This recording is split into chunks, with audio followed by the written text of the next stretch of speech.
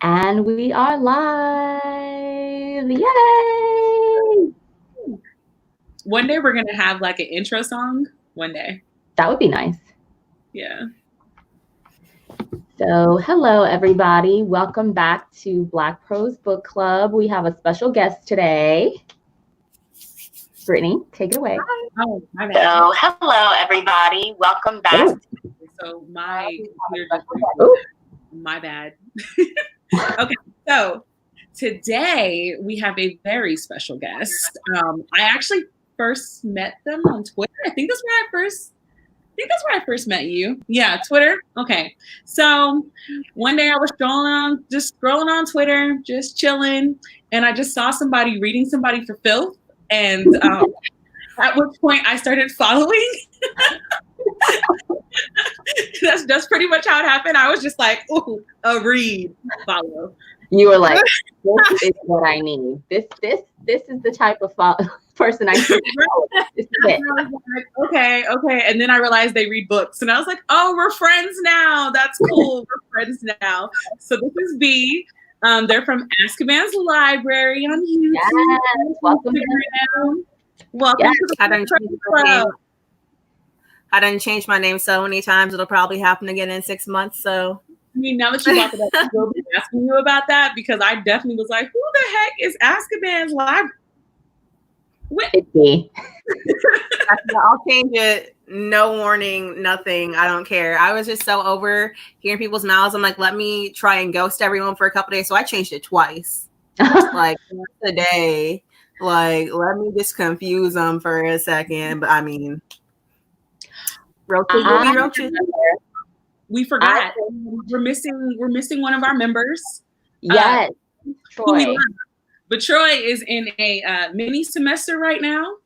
So she's literally crammed to death, and she's not allowed to do book clubs when she's got like her workload like that because we're trying to get Troy graduating now and understand podcast. So she's gonna probably pop in and chat at some point today, but obviously we miss you, Troy.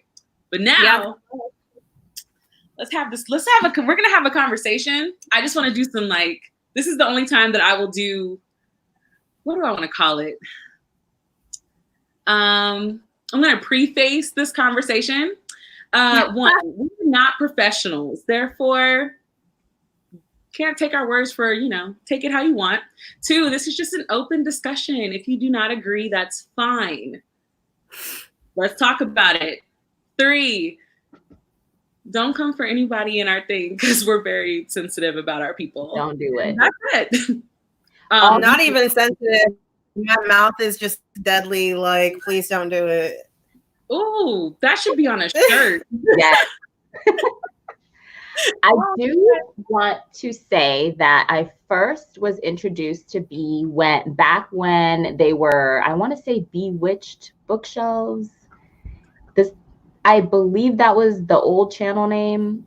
And I remember instantly subscribing after I found your video where you were going in about the diversity on BookTube and how fake people can be about saying they want diversity, but not really wanting it.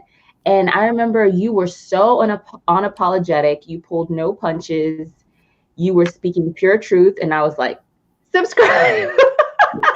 Because I had just never seen anyone attack the conversation with so much honesty. Because I think a lot of times on BookTube, especially us Black booktubers, we tiptoe around certain things because there's that fear of coming off as aggressive, or especially us women, or angry, or bitter, or whatever the case may be. And so we have a tendency to be overly PC or to tiptoe around certain things or to try to repackage it and reword it in a way that's more palatable. And it was just so admirable the way you were like, no, I'm not doing that. I'm going to tell you exactly how I feel. I'm going to present it in a very clear way and be very honest. And that was one of the reasons that we were super, super pumped to have you on here because, to have that level of honesty and rawness on BookTube, I think is extremely rare on YouTube in general. And we are super excited to talk to you about all the things. I mean, we can just I swear, like well, first I didn't know about BookTube when I got on here. Like I didn't even know about book blogging, that you could get like free books just for reviewing books. So I was all about it. So when I got into BookTube, I said in my first video, I was like I'm apprehensive about this because this is a whole different breed of people.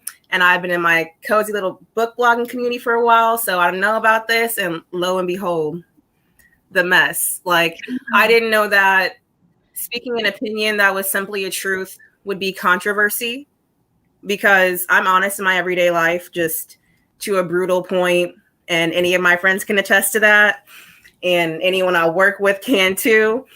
But it was just weird to be like, oh my God, you're so real, you're here. And it's like, what are y'all not seeing on here?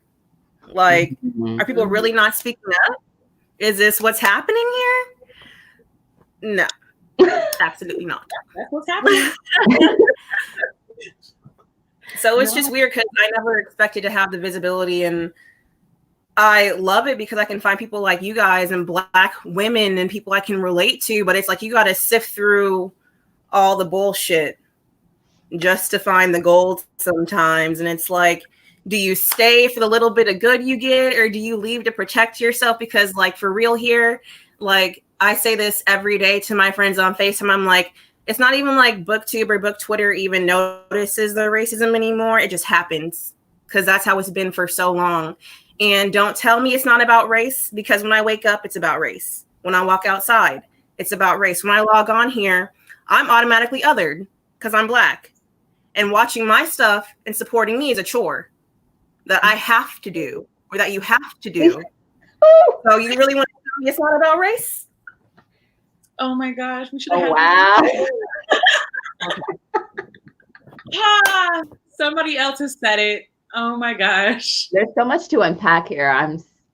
Where to begin? I think that you are absolutely correct in it's that thing of calling it what it is, calling it by its name. And we do have an issue here on BookTube at large, outside of our, little POC community. There is an issue of people just calling things what they are. It's like, this is what's presented, but you're like, no, that's not what it is. No. And so it's weird to have that dichotomy, because for me personally, there's that assumption that a book community is going to be, and this might sound elitist, but more enlightened, right? Because we read and we're supposed to be educated and less ignorant and more open to different ideas, obviously dependent upon what you read and things like that. But there is that assumption of like, okay, these are the educated, people, the people who are less ignorant because they're exposed to more and they're reading, whatever it is that you may be reading. So it is almost jarring to have that perception and then to walk into the space and maybe not have that experience. And you're just like, what's going on? So I feel you completely. Absolutely feel you on that. That's true. I mean, to really bring it all back, it's like, when I first ventured into BookTube, I knew that being a Black woman, I wasn't going to get the views, because Black people reading is unheard of, apparently, which, whatever. But I didn't realize how bad it was until I ventured into the world of BookTube on Twitter. And then it was like, so y'all mean to tell me that we can't sit here and have a conversation without you being butthurt because we brought up a fact? Like, oh my God. BookTube was like, oh wait, this book should have been more diverse. Oh my God, here we go with race again. Actually, diversity means more things than just race, but go off, sis, your racism is showing. It's like, what do you want to do? It's like we sit here and it's 1 second we got to fight for just existing in the space that no one else needs permission to exist in. Whereas when we're here and we set our place and we're like, this is who we are, and on top of that, we're also Black, then it's, oh, y'all are just making a problem out of nothing. Hey, let's do a follow train of all the Black booktubers you know, but not actually watch their videos. Like, it's so many moments where you're just sitting there like, so I'm trying to think of the nicest way to put this. It's like they're the ally on, they're not an ally at all, but they're doing the bare minimum to be seen on social media, to look like they're actually get beef expression. I know, I'm trying not to laugh because the sit back was like a I'm trying not to laugh, but every single time, it's like every single time I go on Twitter and I see an argument and I'll see somebody who has no business putting their 2 cents into this argument, put their 2 cents into the argument, and then all of a sudden they're the victim of the whole thing. And I'm like, so when did we shift? Hold on. I quit, and I just cut off Twitter, because trying to figure out when the victim changed is always the funnest part of the situation. Or when you see somebody, for even you, B, when I see you and you'll go in and you'll be like, so we're really about to attack this person, and you go to defend them, and then all of a sudden you're the enemy and it's all these people attacking you. And I'm always reading it like, I don't understand what just happened. And then I realized, I forgot. Black women, y'all are cute in fantasies, but like your words are not needed. Mm. And that's something that I definitely wanted to bring up with you, B, is your experience on the different social media platforms in the big book community. I know you have a Bookstagram, a book Twitter, and obviously you're on YouTube as well. So I just wanted you to speak a little bit to your different experiences on each of those platforms. So Bookstagram is wonderful. It's so peaceful. And like, everyone is just there to read books. And like, when you follow someone on Bookstagram, it's because you want to. Like, you don't have to watch everyone's 105-second stories, but you're there because you genuinely want to be. So I feel like Bookstagram's a more curated space, whether or not it's more like social media, like, accessible. That's a different story for people. But BookTube itself is fine. Like, you find a lot of wonderful people if your space is curated the right way, and you get to dive into other things too. And you end up watching 2-minute cat videos sometimes. It's just, whatever throws at you that day. But yes. Twitter, however, see, when I first got on here, and I think I got to 2,000 followers, I had an Abby, and it was a white person blowing glitter out of a book. I didn't change how I acted. I was still saying the same stuff. I made it known that I was Black, but I didn't have myself showing. As soon as I let my face show is when people wanted to start acting out. Wow. I was like, and I didn't notice that until like I had to sit back and I'm like, okay, like when did everything start going wrong? Or like, when did this start happening? Because I didn't know. When you put yourself in the book community as a Black person, especially one that's considered loud, you're already under a microscope. Yep. So I was getting blocked left and right by people I didn't even know were booktubers, didn't even know they were part of the community, until people were like, oh, this is this person. I'm like, oh shit, really? And they were like, okay. I'm like, okay. But I still didn't shut up, because like when I'm tweeting from my profile, I'm tweeting for me. And then, if y'all are following me, you see it. I'm not like tweeting for everyone over in the back corner in the nosebleeds. Like, there's a little powwow right here. I'm talking to y'all. But I guess on Twitter, if you're in here, you're just talking to everybody and their mom, because everyone wants to chime in, even though they don't pay your bills and stuff. And it's not just like silly, petty stuff. Like, like, oh, like her wig is crooked, or like it's a little bit stiff. And it's like, okay, we know, right? It's like, oh, your mental health needs to be worked on. Oh, you clearly like don't know who you are in real life, so let me tell you. And it's like, that's the stuff I have a problem with. Ooh. And listen, I hear a lot of crazy stuff. I've seen listen, I told my friend Olivia, I was like, listen, if I hear one more person tell me I'm unhinged, I'm about to show y'all how unhinged I can get. Because I'm pretty tame. I'm honestly pretty tame on here. And it's like, y'all realize that some of this stuff in real life, like you would not say this stuff to people in real life. This behavior would not fly in real life, let alone on the streets. Like, let's be real here. Thank you. That is complete facts. It's like people have such a boldness to them because they're behind that computer screen, behind that avatar, whatever the case may be. And they would never say that to you in real life. Absolutely not. And to me, the reason why I personally have just steered clear of book Twitter altogether, it's hard because on one hand, I see what a valuable tool it can be. I've seen people build up their platforms because they're active on book Twitter. You know, it funnels into having more Bookstagram followers and more BookTube followers and having more opportunities. But on the other hand, I stay away from it because I feel as though it's such an easy breeding ground for disagreements, and people just the level of sensitivity on book Twitter is too much for me. It's too much. Everything you say is someone's going to be offended.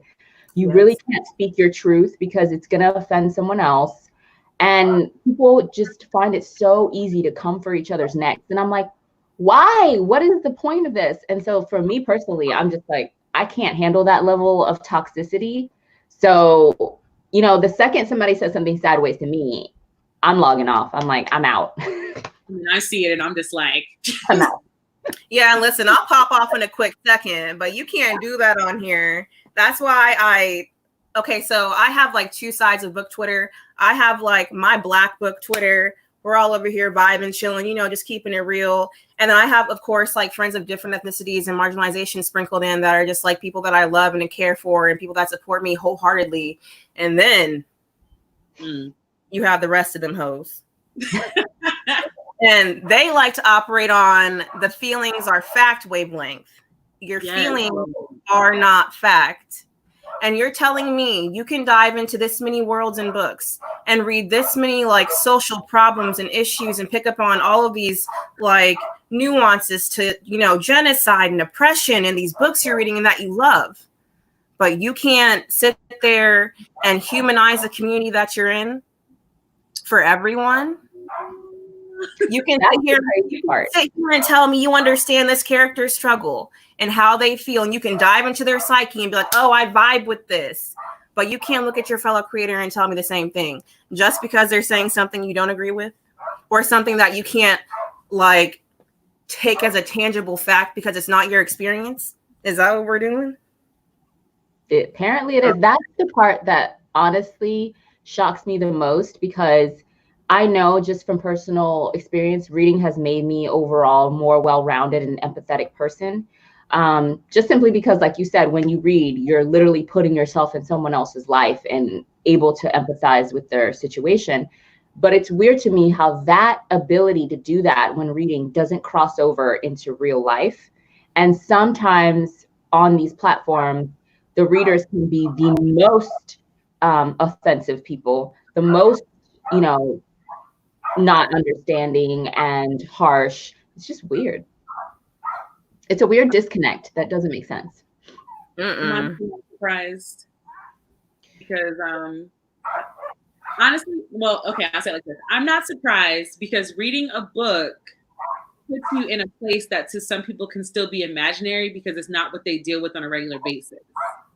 So when we read and when we live differently because of what we go through. Whereas there are people in this world who don't have to go through any of that. So after they're done reading and talking about how amazing the book was and how it was an important read for everyone, they literally close the book, put it on the shelf, and don't have to think about it ever again. Whereas we read a book and we live and we're like, well, I mean, that book was cute, but like I'm still living in the skin. So I already have to live differently than you. So I'm not a person that's gonna go on Twitter and pop off on somebody's looks or who they are because they disagree with me. Not until they try me. If they try me, that's their fault. I didn't do it. But I'm gonna argue. Like I don't see any reason why I should shut up, because if the majority says one thing and I disagree with it, and what I'm saying is not hurtful, or what I'm saying is not, hurtful to any person, why am I not allowed to speak my opinion? Is it something other than my skin color that stops me from speaking my opinion? Because no one really comes for me on Twitter after that one time that I read that one girl. But like, other than that, I don't understand the fascination with Twitter having such boldness. Because I'm always like, if you can't say this to me in the streets, like if you can't walk up to me and say what you just said on Twitter to my face, we can't have this conversation. I can't engage with you because I have the same energy all the way around. But Twitter, and then another thing is, I can't argue with people on Twitter because most of them are under the age of 18. And I'm like, I can't argue with y'all. I can argue with your mama, but I can't argue with you. Like your mother is a problem here. Your mother raised you to be like this, and I would like to speak to her. Like, I can't talk to you. I can't verify your age. Facts. Multiple times where I was like, how old is this person? Facts. Like, I can't argue with you. You might be a child. It seems that there is kind of an age gap disparity, and maybe it's like a generational thing, because I've noticed that people of a certain age and up, and then people of a certain age and below, there's definitely a difference in the way that they're able to express their opinions. And B, would you say that you've had any positive interactions in terms of disagreements? Because there is a way, I think, that you can disagree with people and have a healthy debate and have that, you know, be just what it is and be left there. Each person having spoken their piece and being like, okay, great, let's move on. Have you had any of those, or has it been mostly negative? I'm trying to think. I'm really trying to sift through all the bullshit. I'm sorry. There have definitely been a few people that are like that come and like they're really on a, you know, just chill level, ready to discuss the stuff, and I'm here for that. The only problem is people come to me assuming there's a problem without like, you know, clarifying with the front desk first. So they come at me with the problem already, and then when I respond to their problem with the same energy, it's like, whoa. You don't have to be so hostile. Yeah. And it's like, I'm not being hostile. I'm being blunt. Like, I'm not going to mince words with you. And whether I go in your DMs or not, I'm going to see a screenshot of it later, because everyone loves to drag B or attempt to drag B.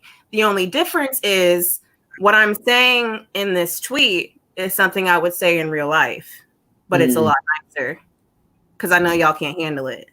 Right. And if y'all were like, if we were at BookCon or something, there wouldn't be none of this. It would just be back on the TL like, oh my God, this person was looking at me. This person was talking to me, because we all know how drama goes down after the book community gets together outside of it. There's always something that happened that wasn't fixed at the spot. I mean, yeah.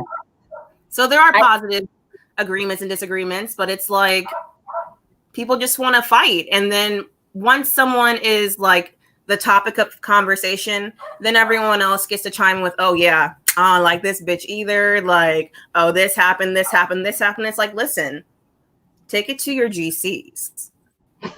By all means, if you must, take it to Guru Gossip.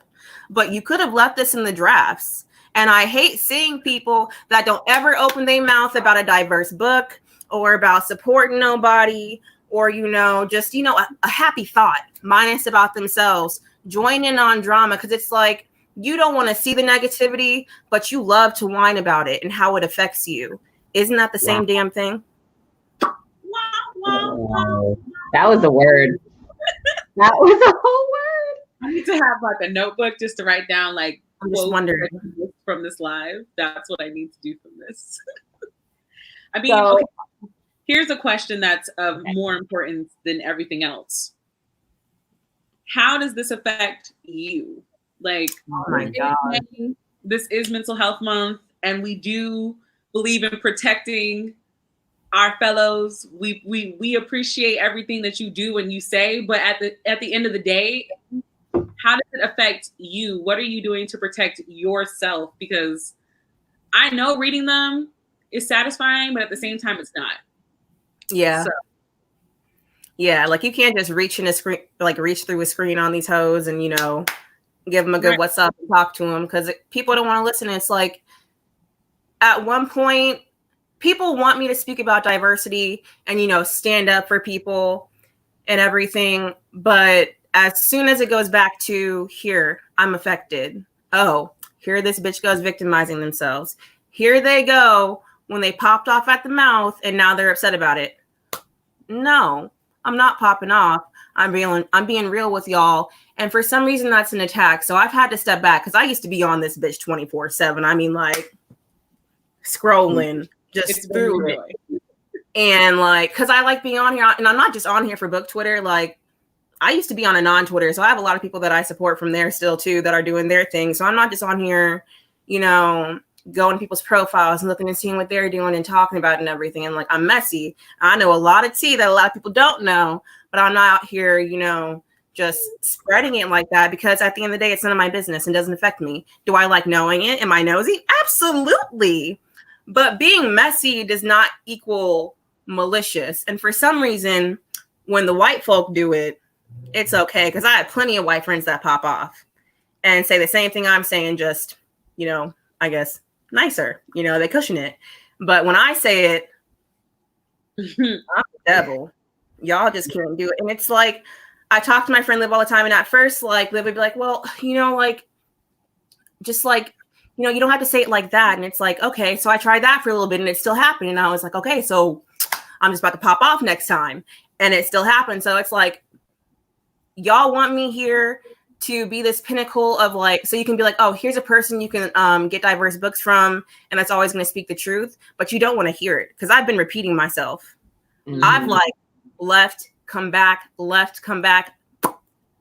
3 times now because of the shit I've had to hear. And the shit I see behind the scenes.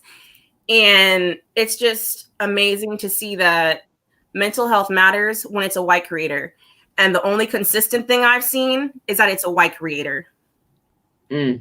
Period. Because I have a list of like 8 people of color that I could name that have had problems with white creators and their mental health on this site and being disrespected. And they would all say the same thing. But apparently, it's not a problem. And not everything's about race. And then the last comment, I just got like last week that I was just like, listen, y'all got me fucked up. This black person on Guru Gossip had the nerve to say from one woke black person to another, not everything is about race.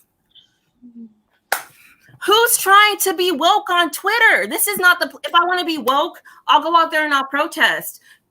Me sending a tweet should not be a pinnacle of socialism. And the fact that it is for you guys shows how tiny your bubble is. Because if I ask people on Twitter right now, a diverse book that stood for something or that was important, they would say The Hate You Give.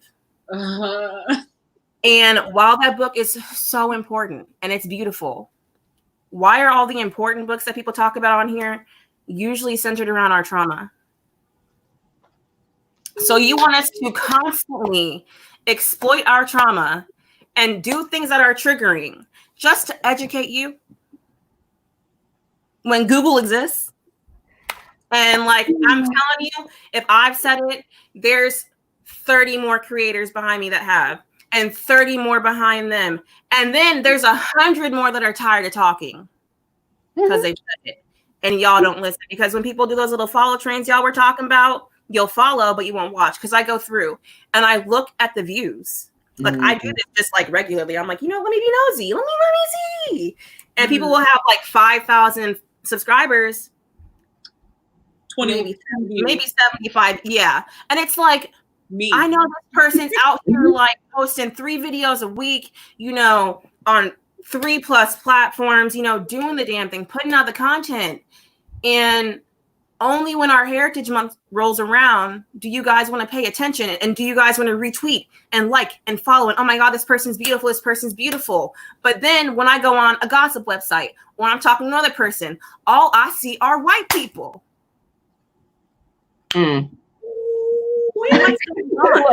Look, I see the color. I am immersed in the color, and that is why I'm here. When I'm speaking to people, I'm speaking to people who are with me, who are of my skin tone, who are going to take the time to listen and come down the level and talk with me, because we can talk.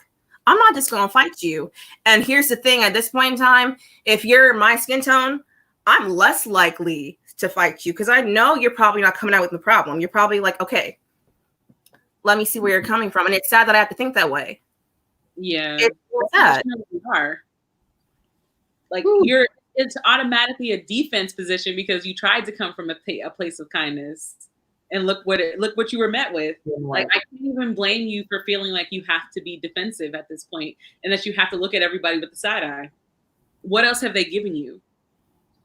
It's like, I can only give so much. I can only be nice for so long. And then what do you want me to do after that? I'm supposed to still be nice?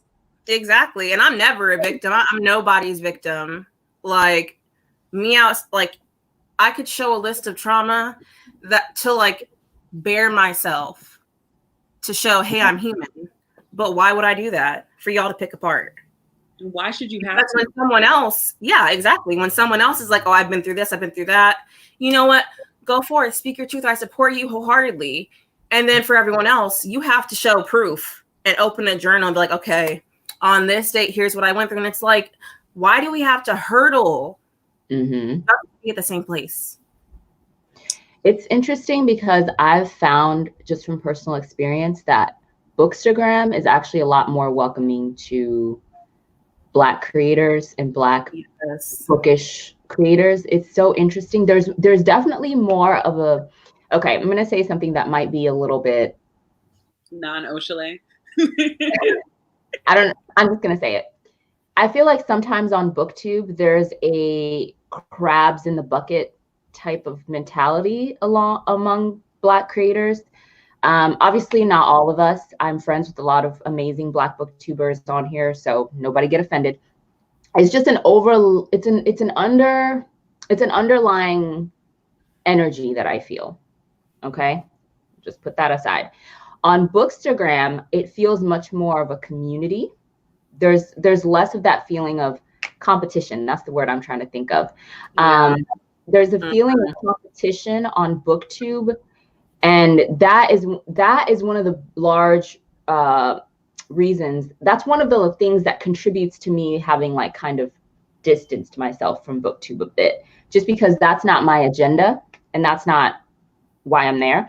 But there definitely is that weird energy that's there, but it's not on Bookstagram. And I've kind of started to prefer Bookstagram a little bit more because the community on Bookstagram feels a lot more genuine and organic, feels a lot more supportive in a weird way. And it's a lot easier to be visible because on Bookstagram, it's like they're looking for you. They're looking for you. It's like, I need to find other Black creators. let me follow this tag. Let me follow this hashtag. I'm looking. On BookTube, it's almost like you said, I'm not checking for you unless it's Black History Month or unless another large white creator has said, hey, follow this person. I just found their videos and they're great. So, there's that feeling of, you know, I'll subscribe to you because I really am not subscribed to a lot of Black women on BookTube. So, okay. And I won't ever watch your videos because that's not why I subscribed. I just subscribe. But on Bookstagram, it's very much like, I mean, I'm getting comments. I'm getting people messaging me.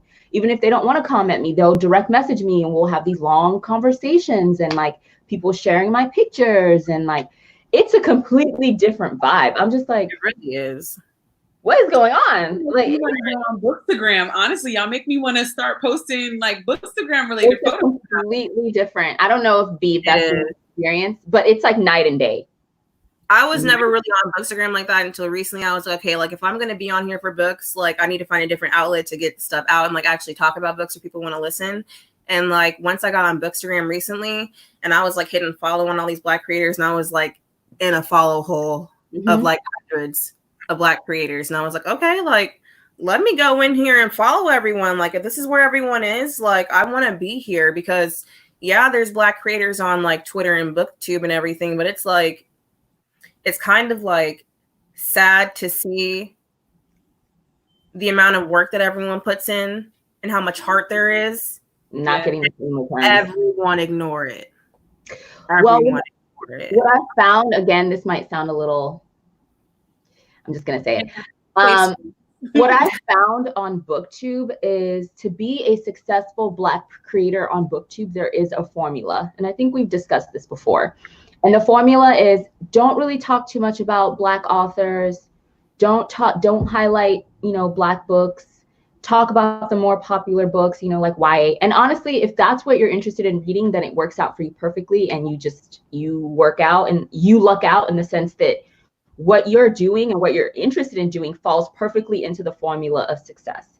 But if you're trying to do anything outside of that niche, if you, want to, honestly, it's so frustrating, but it's like, if you want to do anything outside of that little formula that has been cooked up, where it makes you palatable to people who are not Black, it makes you palatable to watch because they're like, oh, they're talking about Rainbow Rowell, I can watch this, or whatever other popular creator they're talking about, this popular book, okay, I can sit through this. But if it's anything outside of that, it makes people uncomfortable and it doesn't make sense in their brain because they're like, this Black person is talking about this. It's either I don't want to hear about race or this doesn't make sense. Why are they talking about high fantasy? This is weird. Right. I don't know if I'm making sense what I'm saying, but it's like there's definitely a formula. And let's just put it bluntly, I'm not going to shuck and jive for BookTube just to get some subscribers. Y'all can keep your monetization. Y'all can keep your views. You can keep your subs and your follows and your comments too. I don't need it. If you're not here for explicitly. I'm so glad somebody else is here to say it because I was literally about to say, I was like, I'm not trying to be rude, but I make too much money. Yeah, too not. I can't. Yes, and I'm not saying every Black creator that's person of color that is popular has done that, but I'm definitely not about to dance no certain way for y'all. Especially like if you miss a step, they're like, "Bitch, you got to get out of the line." Meanwhile, their people are in line messing up with their stuff. Like, nah, I'm sorry, y'all let everyone dance across the line minus a Black person. And listen, Black and POC are not synonymous on here. And I'm sorry to say it, but the Black experience is different than the brown experience. Yes. It's like, and the opposite of what I mean, everything you said is such facts. And the opposite of that is I've also found this to be true where I found that outside of our community, people feel as though I get the vibe of like, okay, well, I already am subscribed to and watch this Black creator that talks about diverse and Black books, so I don't need to follow these other people that do the same type of videos. And to me, it's strange because you can follow X amount, like 50 to hundreds of white booktubers who all talk about the same books, all have the same setup in the back, all have the same lighting. And I mean, obviously they're different people and they have different personalities, but you get what I'm saying. It's fine to follow them. Oh, I'll follow 50 people talking about, whatever, fill in the blank, popular author here, popular books here. But they can't follow 5. Like, I follow Ari's fantasy, she does fantasy. I don't really need to follow any more Black fantasy people. I support, but like, that's too much. I've done that so many times. It's just like, it's what? Like the quota has been filled. I'm good. I'm just like, what? You got a diversity quota on BookTube? That I found to be odd, but be safe. It's just like, it blows my mind because I'm sorry. Half the content y'all hype up, it's mediocre. There ain't no spice to it. Like, y'all just out here eating bland and telling everyone else to eat bland and telling us it's gourmet, and I'm not tasting it. I'm not tasting it. And I'm not saying I get the same experience from every brown creator, but listen, when I pick up a white fantasy versus like a brown fantasy, I know what I'm getting in like a brown fantasy. You give me a Latinx book, that magical realism is going to hit. Yes. It's going to be more magical than anything Sarah J. Maas ever writes. And I love Sarah J. Maas. I stan her to a fault. Yes. But I know when I go into a book that a person of color has written, it's automatically going to have some message that they want to get across or like something that they want to portray in their culture. That's important to them. And hell, if this is the book where we're existing, then we deserve that too. Shit. But if I go into a white fantasy, it has the same elements of genocide, oppression, whatever. But the difference is they can turn away from all that stuff and focus on the main characters wanting to fall in love and have sex and everything. Meanwhile, the brown people that came into the story randomly that are there got killed, or they're the ones trying to save shit. Like, listen, I'm not trying to spoil nobody's series or anything. And I love Sarah J. Maas. Tower of Dawn was the pinnacle of diversity for that series. Like, if y'all read that book, it is full POC, full power, and like the amount of love and beauty that radiates out of that book. Like, she really did a beautiful thing with that book. But then you get to the end of the series, and it's like, so the brown people are the ones that are left to save all these hoes once again. Y'all done started a whole entire war with gods, and the brown people have to bend their backs 5 times over to save y'all, and then you reap the benefits. Okay. Wow. I'm so glad B's here because I know. It's like like, so glad my favorite author. I'll grab her. I don't care. I don't care. Like, as much as I love Sarah J. Maas and everything, and like I've begun to read Cassandra Clare to see why everyone loves her, because if I can sit here and defend a problematic author with my whole entire heart, I can wonder why everyone else feels like they love her too, and I can give her that respect. But they don't give authors of color that same respect unless it's a book where the brown character is being traumatized for some reason, and they can somehow learn from it by sympathizing with this brown character. You know, they do their favorite line in every review of those books where it's like, this is a really important read. I thought it was very well written, and it's just a book that we need. It's like, it's a book that you need. We don't need it. Yeah. Sorry. That is the truth. It's, oh my gosh. I feel like we're getting so much off our chest here. And I'm so glad you're here because you speak the truth like nobody else, honestly. But I do want to go back to your cat is so. There's a question in the comments. They said, please, they want to know who your fur baby is. Yes. Oh, your kitty. This little baby right here is Cleopatra. She's gorgeous. She's the baby, and she's a mess. She's a hot mess. Every time on a live stream, she's the one that finds the camera. So she knows what she's doing. She knows what she's doing. She wants to be a part of it. She's like, look. I mean, she got the audience because they were like, fur baby. Actually, while we're paused, let me scroll through some of these comments. If you have any questions.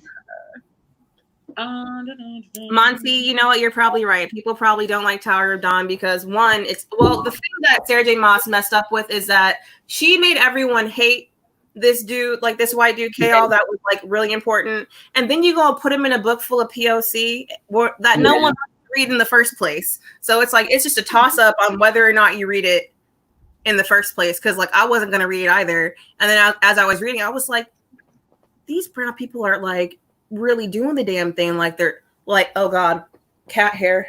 Oh, this is put her in my face.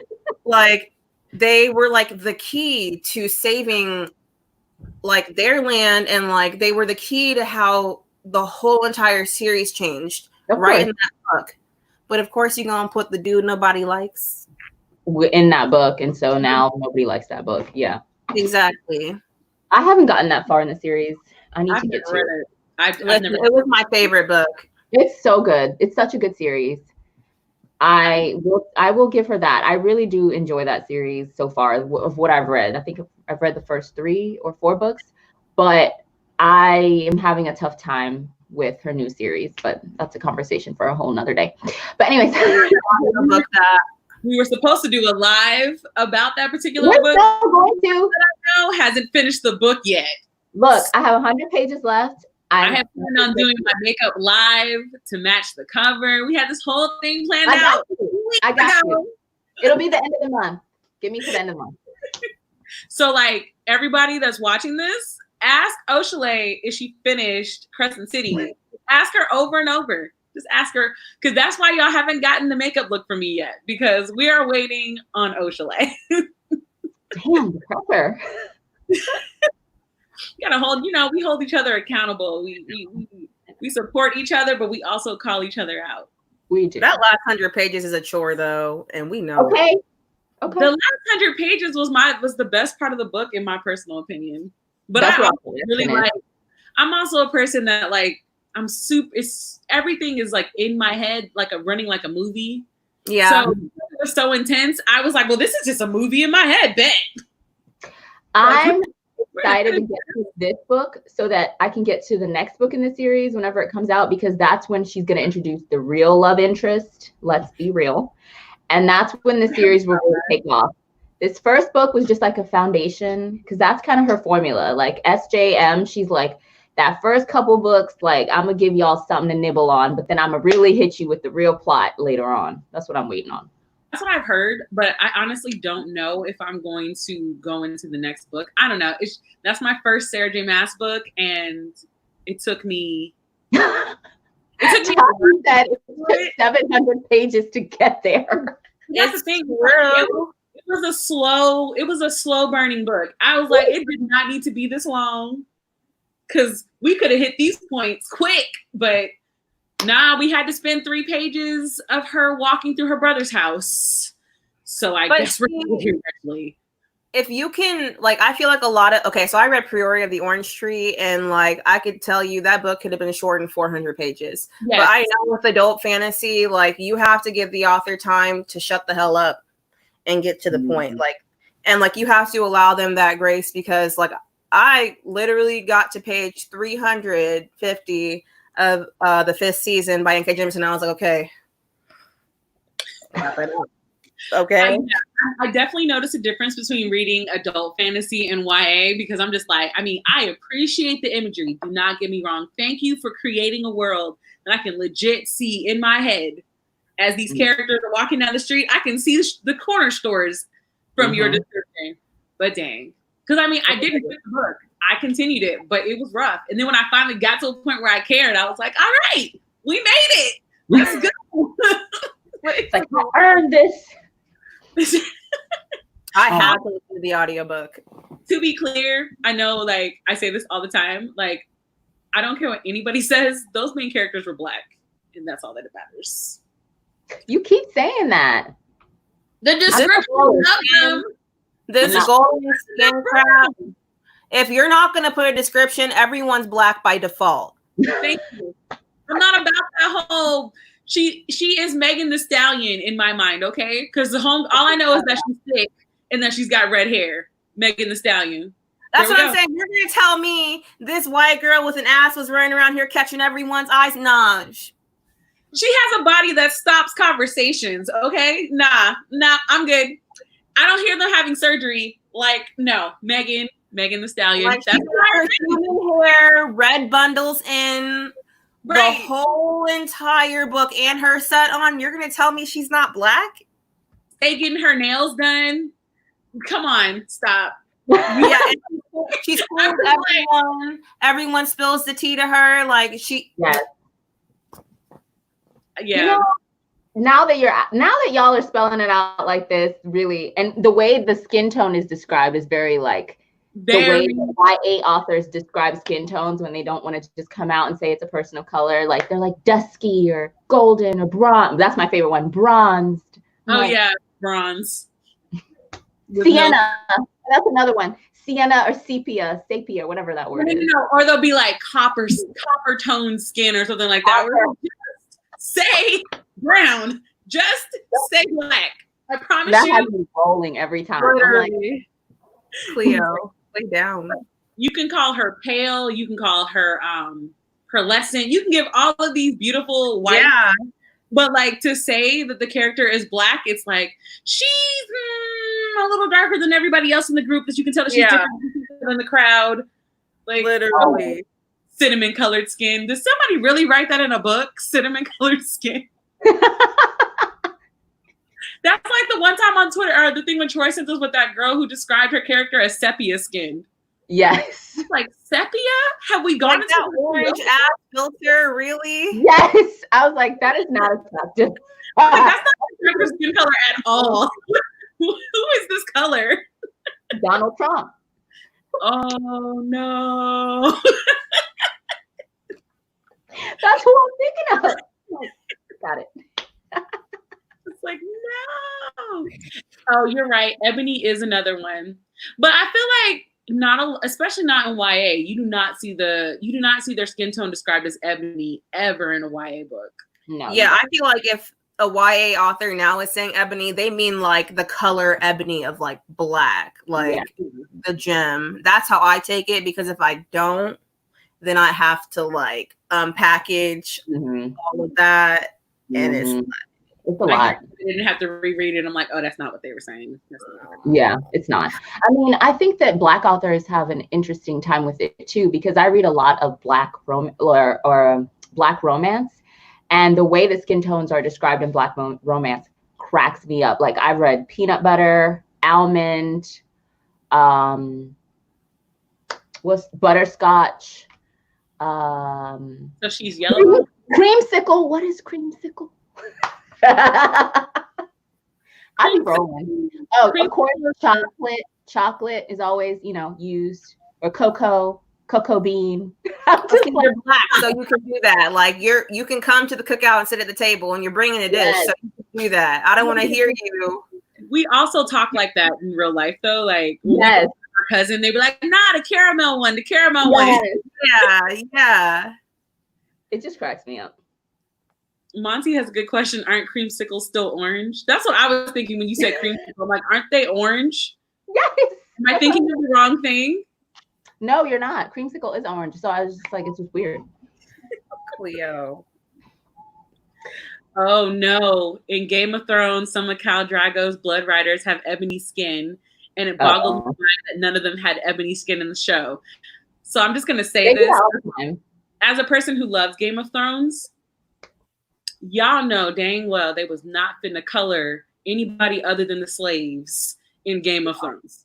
No. Y'all already know that. Like, you have to go in expecting that. I don't know who expected watching Game of Thrones that they were gonna have people of color in that show. And then that they had light skin color in the show. Like there was no way you were about to get some ebony chocolate men, Khal Drogo men. There's no way we would have gotten that. Like no. No, Jason Momoa was one of the darkest people in that series. I should have told you everything right there. His fine self. I know. But it's like, you have to look at the people that are creating these adaptations. Like, that's what I've learned. Like, to go look at the person adapting the script, the director, the casting director, and look at their body of work and what they've done previously. And that will tell you everything you need to know. You'd be like, no. That'll let you know if the character is going to be whitewashed or not, like in the Hate U Give movie. It's going to let you know everything. You're just going to be like, all right, well. I still haven't watched that movie. As soon as I sat there for a second, I was like, wait, you missed an opportunity to have a dark-skinned woman headlining a movie that will touch every corner of the globe, and you didn't? And they didn't. Well, I have my feelings about how Angie Thomas operates and everything anyways. Yeah, our book club has a strong stance on Angie Thomas in the sense that it's like, I'm glad that Angie Thomas has reached the dream of writing the books that Angie wants to write. But as far as we're concerned, those books of trauma are not written for me. They're written about me. And so I don't need to read them. Yeah. And also, like, I think this is where it hits a chord for me, because I did grow up in poverty. Like, if you are going to make a book and profit off of a book about poverty, please, and I'm not assuming what she does behind closed doors, because that's her thing. I can't tell what she does, but don't just send books back to that community, because like you're speaking to a lot of people who are reading your book, a lot of young Black people who are reading your book.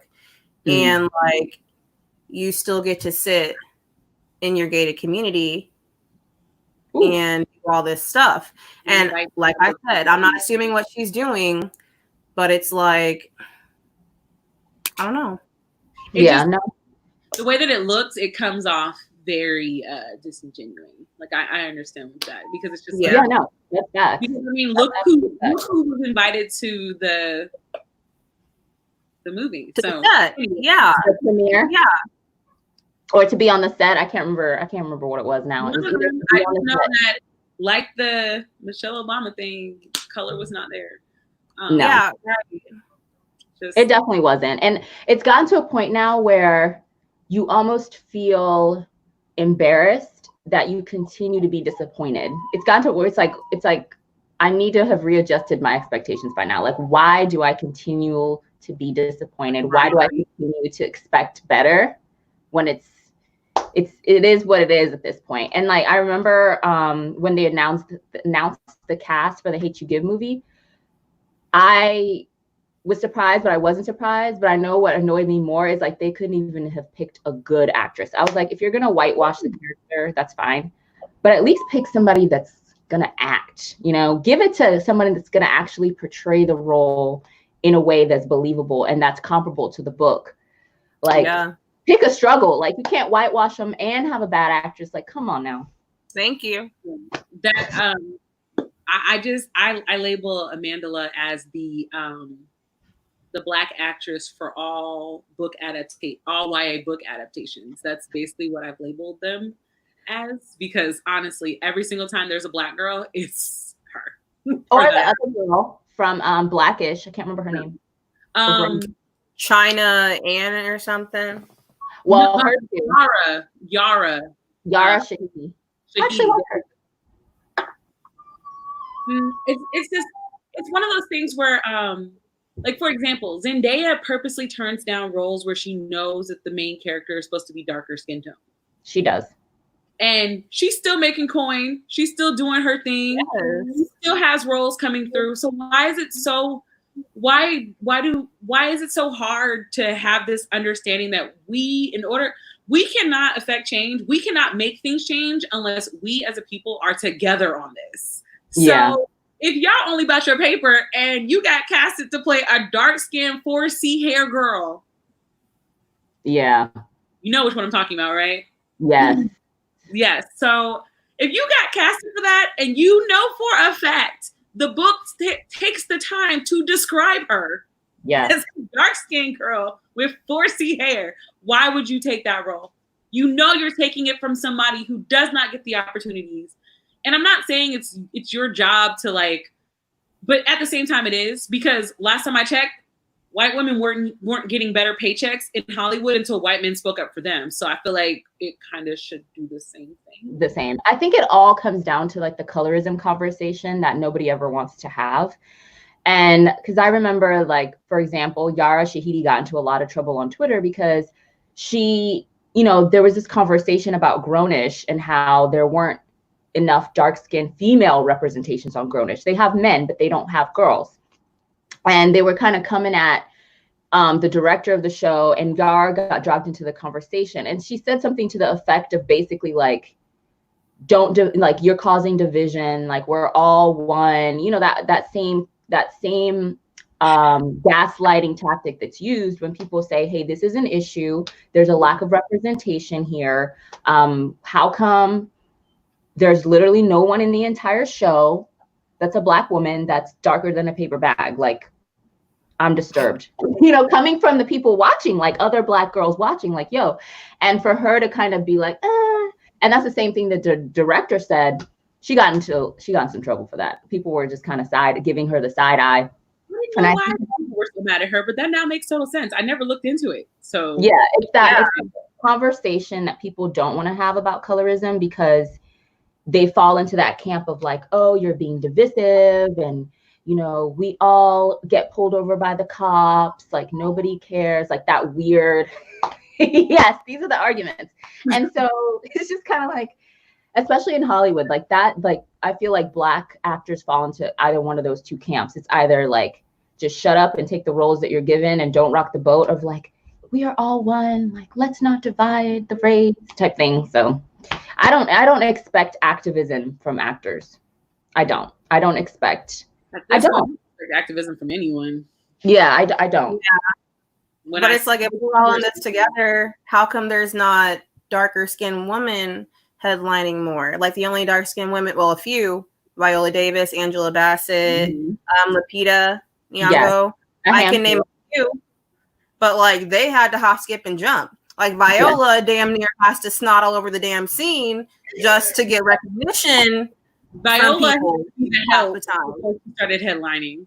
After she played and got them awards, then she started headlining. Exactly. She played in one of the most horrific movies I have ever seen in terms of Black trauma to get her accolades. Mm-hmm. Which one? 12 Years a Slave. 12 Years a Slave. Oh, which I used to watch the movie. I still haven't seen it, and I'm not going to.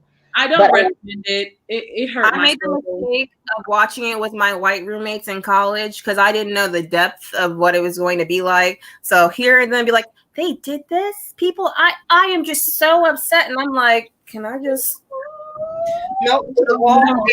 That's uncomfortable. That's a whole level. That's another level of uncomfortableness that I hope to never, ever experience. Oh my God. You know that gift where like going into the grass? That would have been me. Homer, like disappearing into the wall. Listen, we were on the 8th floor and I was going to take my wig and use it as a parachute. Like I was ready to just hop out and just go. I was not ready. Not ready. Oh my gosh. That is a movie I will never watch with any of my no, absolutely not. There were some I wanted to address, like crying. So I was just like, this is too much. This is too much. I wanted to address a comment that Njeri made that I thought was really interesting since we are talking about colorism. Where can I find it? She basically said that there's also a shade, I think she called it shadeism issue on BookTube. Yes, shadeism is so real on BookTube too. We need to get better about that conversation as well. It's so interesting because I was actually thinking about making a video about colorism, but it wasn't going to be colorism on BookTube as pertains to booktubers. It was going to be more about, because like I said, I read a lot of Black romance, and there are certain authors that I, read a lot of their books. A lot of them are in like indie authors. And for me, it gets very disheartening with the colorism I see on their book covers and the way that colorism kind of trickles into their books, and how the stereotypes and how Black, darker skinned Black women in their books are coded, and lighter skinned white Black women in their books are coded. And same thing with the men as well. These stereotypes that follow these skin tones in our community also trickle into the characters and then are also reflected on the book covers. And it just, it just burns, like it just gets to me so bad. Like sometimes it'll be enough to like ruin the book for me, or like almost ruin the book. Like when I run across these stereotypes and I'm just like, oh, why? It just burns me. I might still make that video, but. Two comments. I'm gonna just read them. One, Hollywood is crazy, and as a former actor, there are so many typecast roles. There's a lot of talk about diversity in casting, but casting directors do not follow through with those words. And then Onyx Pages says, Oshale, do you get the Tyler Perry effect in a lot of your romance novels? You know what's really interesting? I do not have a very good opinion of Tyler Perry's work, but I have a better understanding of his work now after y'all heard about that show Black as Fuck, right? That's not Black as Fuck. That's on Netflix. Yeah. There was like a whole controversy about it because essentially Kenya Barris, the same dude that created Grownish, Blackish, Mixedish, all those shows, he also created another show on Netflix called Black as Fuck. That's basically, so all the shows he's created are about his life basically, which is that he's a lighter-skinned Black man who's achieved a lot of privilege and success. And he's married to they're divorced now. And he's married to a biracial Black woman, and they have like all of these kids. So that's been like the foundation for literally like Blackish. That's what the show is based on, like mixed, like everything. So he created Black as Fuck, which is literally like the same show. So there was a lot of debate going online where you had a lot of people who were like, okay, so you made a show called Black as Fuck, but the show is filled with biracial people. Like we're confused. What is so Black as Fuck about the show? Like I'm lost. And then you had other people that were like, well, the Black experience is nuanced and this is his story and da da da da. And then you had other people being like, yeah, but he's told his story in like 4 shows now, and there's still no Black people in any of these stories, so we're tired. So there was that whole back and forth.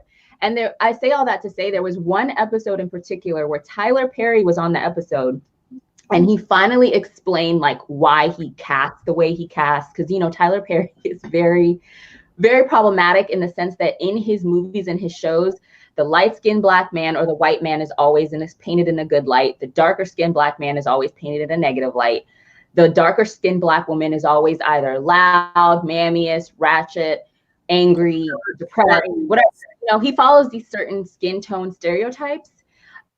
And not to mention the other shit that's problematic. We won't go into it. Yeah. But he basically in the episode had this huge speech where I understand him a little bit more now in his work, where he was just like, I'm just reflecting what I grew up with. I'm reflecting what I saw. I'm reflecting. Yeah, it's problematic too. But that's what he was saying. He was like, and that's why people resonate with my work. And that's why, you know, our community continues to support me, because you know what, like, Medea is like your grandma. I'm like, no, not my grandma, but okay, I get it. And like he was kind of going into it a little bit more about why he creates the characters that he does, because according to him, he's literally just reflecting the environment that he grew up in, and that's just what's familiar to him, and so that's just what he's doing. And I was just like, okay, I get why you do what you do, but you need to educate yourself. Like, there's still issues here.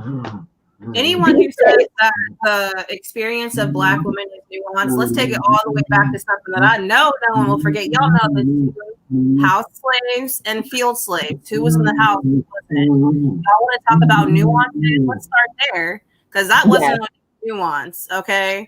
No, not at all. Also, so I should preface this. I hate Tyler Perry. I used to love watching his plays when I was younger. Me but too. His movies are stereotypical. His movies perpetuate these ideas of Black women that white people use to hold against us every single time we read. No, I do not like Medea's character in the way that she's turned into this caricature of strong Black grandmothers. I do not like anything that Tyler Perry does, because for one, Black women can literally not succeed in any of his movies. Not one of his movies has a Black woman succeeded without being hurt, beaten, AIDS, or all of the above. What nuances is he pulling off of? Why is he so proud to pull nuances from a history of nothing but broken women? And this is why, to my check, he didn't even marry a Black woman. So he don't even care about that in the first place. So you want to sit here and preach about a nuance of what he grew up with, but then also say Black people need to do better, but then make the movies of the Black people struggling? Help him make sense, because like literally, bro, if this is what you saw when you were growing up, let's ask why the Black women you were around were so angry and so depressed and so struggling for someone to reach out for validation. Let's ask the Black men. The mic is on. Also, why is it that every single time Tyler Perry make a movie where it's a successful Black woman, she's always with a broke, dusty dude? She is. Always. Why is her come up always like 8 steps down? Yes, like, she always has to date down. She always has to lower her standards. She has to compromise. It kills me. It kills me. I'm just like nuts. I'm like, I'm at a place in my life, and when I see this, I'm like, I don't understand how more people are not calling this out. Because last time I'm not dropping down to the guy who lives with his mom. What? Are you serious right now? First of all, my mother would backhand me for even thinking about doing that kind of stuff. But like, I'm like, where the women in your life were broken. Stop telling their stories over and over again. We got it the first time. Medea is a real grandmother. My grandmother was a Medea, but my grandmother is not here for the white people to enjoy. Like, my grandmother was wisdom.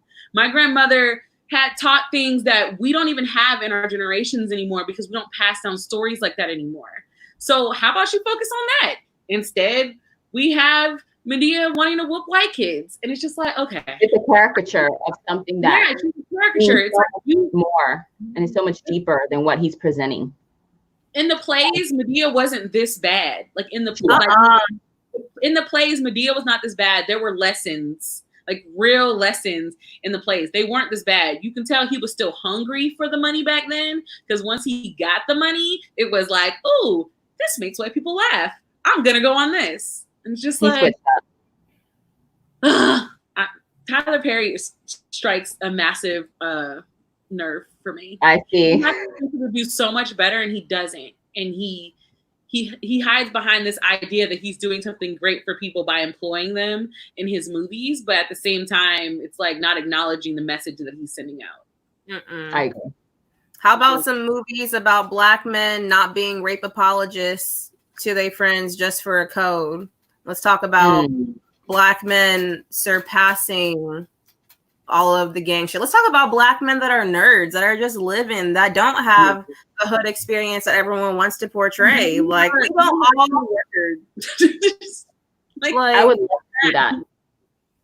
Oh my gosh, the day that he made a video like that, I would know that he was sick. Because that clearly seems to be the only way he's going to get a revelation. He doesn't even want to acknowledge that the wigs on his movies are trash. No. So if he doesn't acknowledge that, he's never going to acknowledge the message that he's sending about Black people. Because I can't wait for a movie where there is a Black man who is successful, who doesn't play basketball, who's not sleeping with his secretary, and who comes home and takes care of his family. Because I'm tired. I'm like, yeah. How can we beat these stereotypes if we're making them in the movies? For laughs. For laughs. Like the one movie with Beyonce where like they were both super successful, and then he was gonna leave her for a white woman. Like, you're telling me the successful ass Black dude is gonna leave Beyonce for a white woman? Like, what narrative are you trying to push? Because it doesn't make sense. It makes no sense. It doesn't make sense. If you're trying to tell me that men are weak to temptation, yeah, we been new.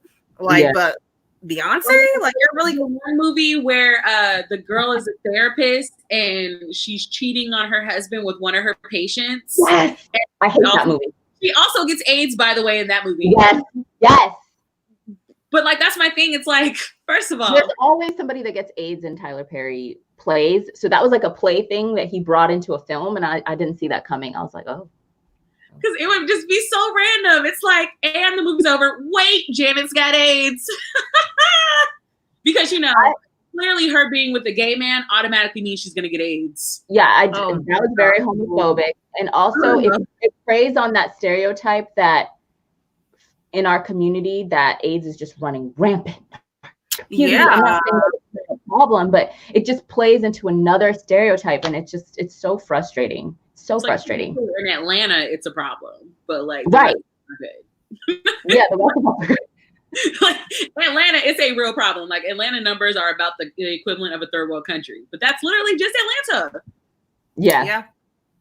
We not walking around here just giving each other AIDS. Like, that's like, I think that's my number one of like things I don't like about Tyler Perry movies, because I'm always like, who did they get the AIDS from? And why didn't they had AIDS?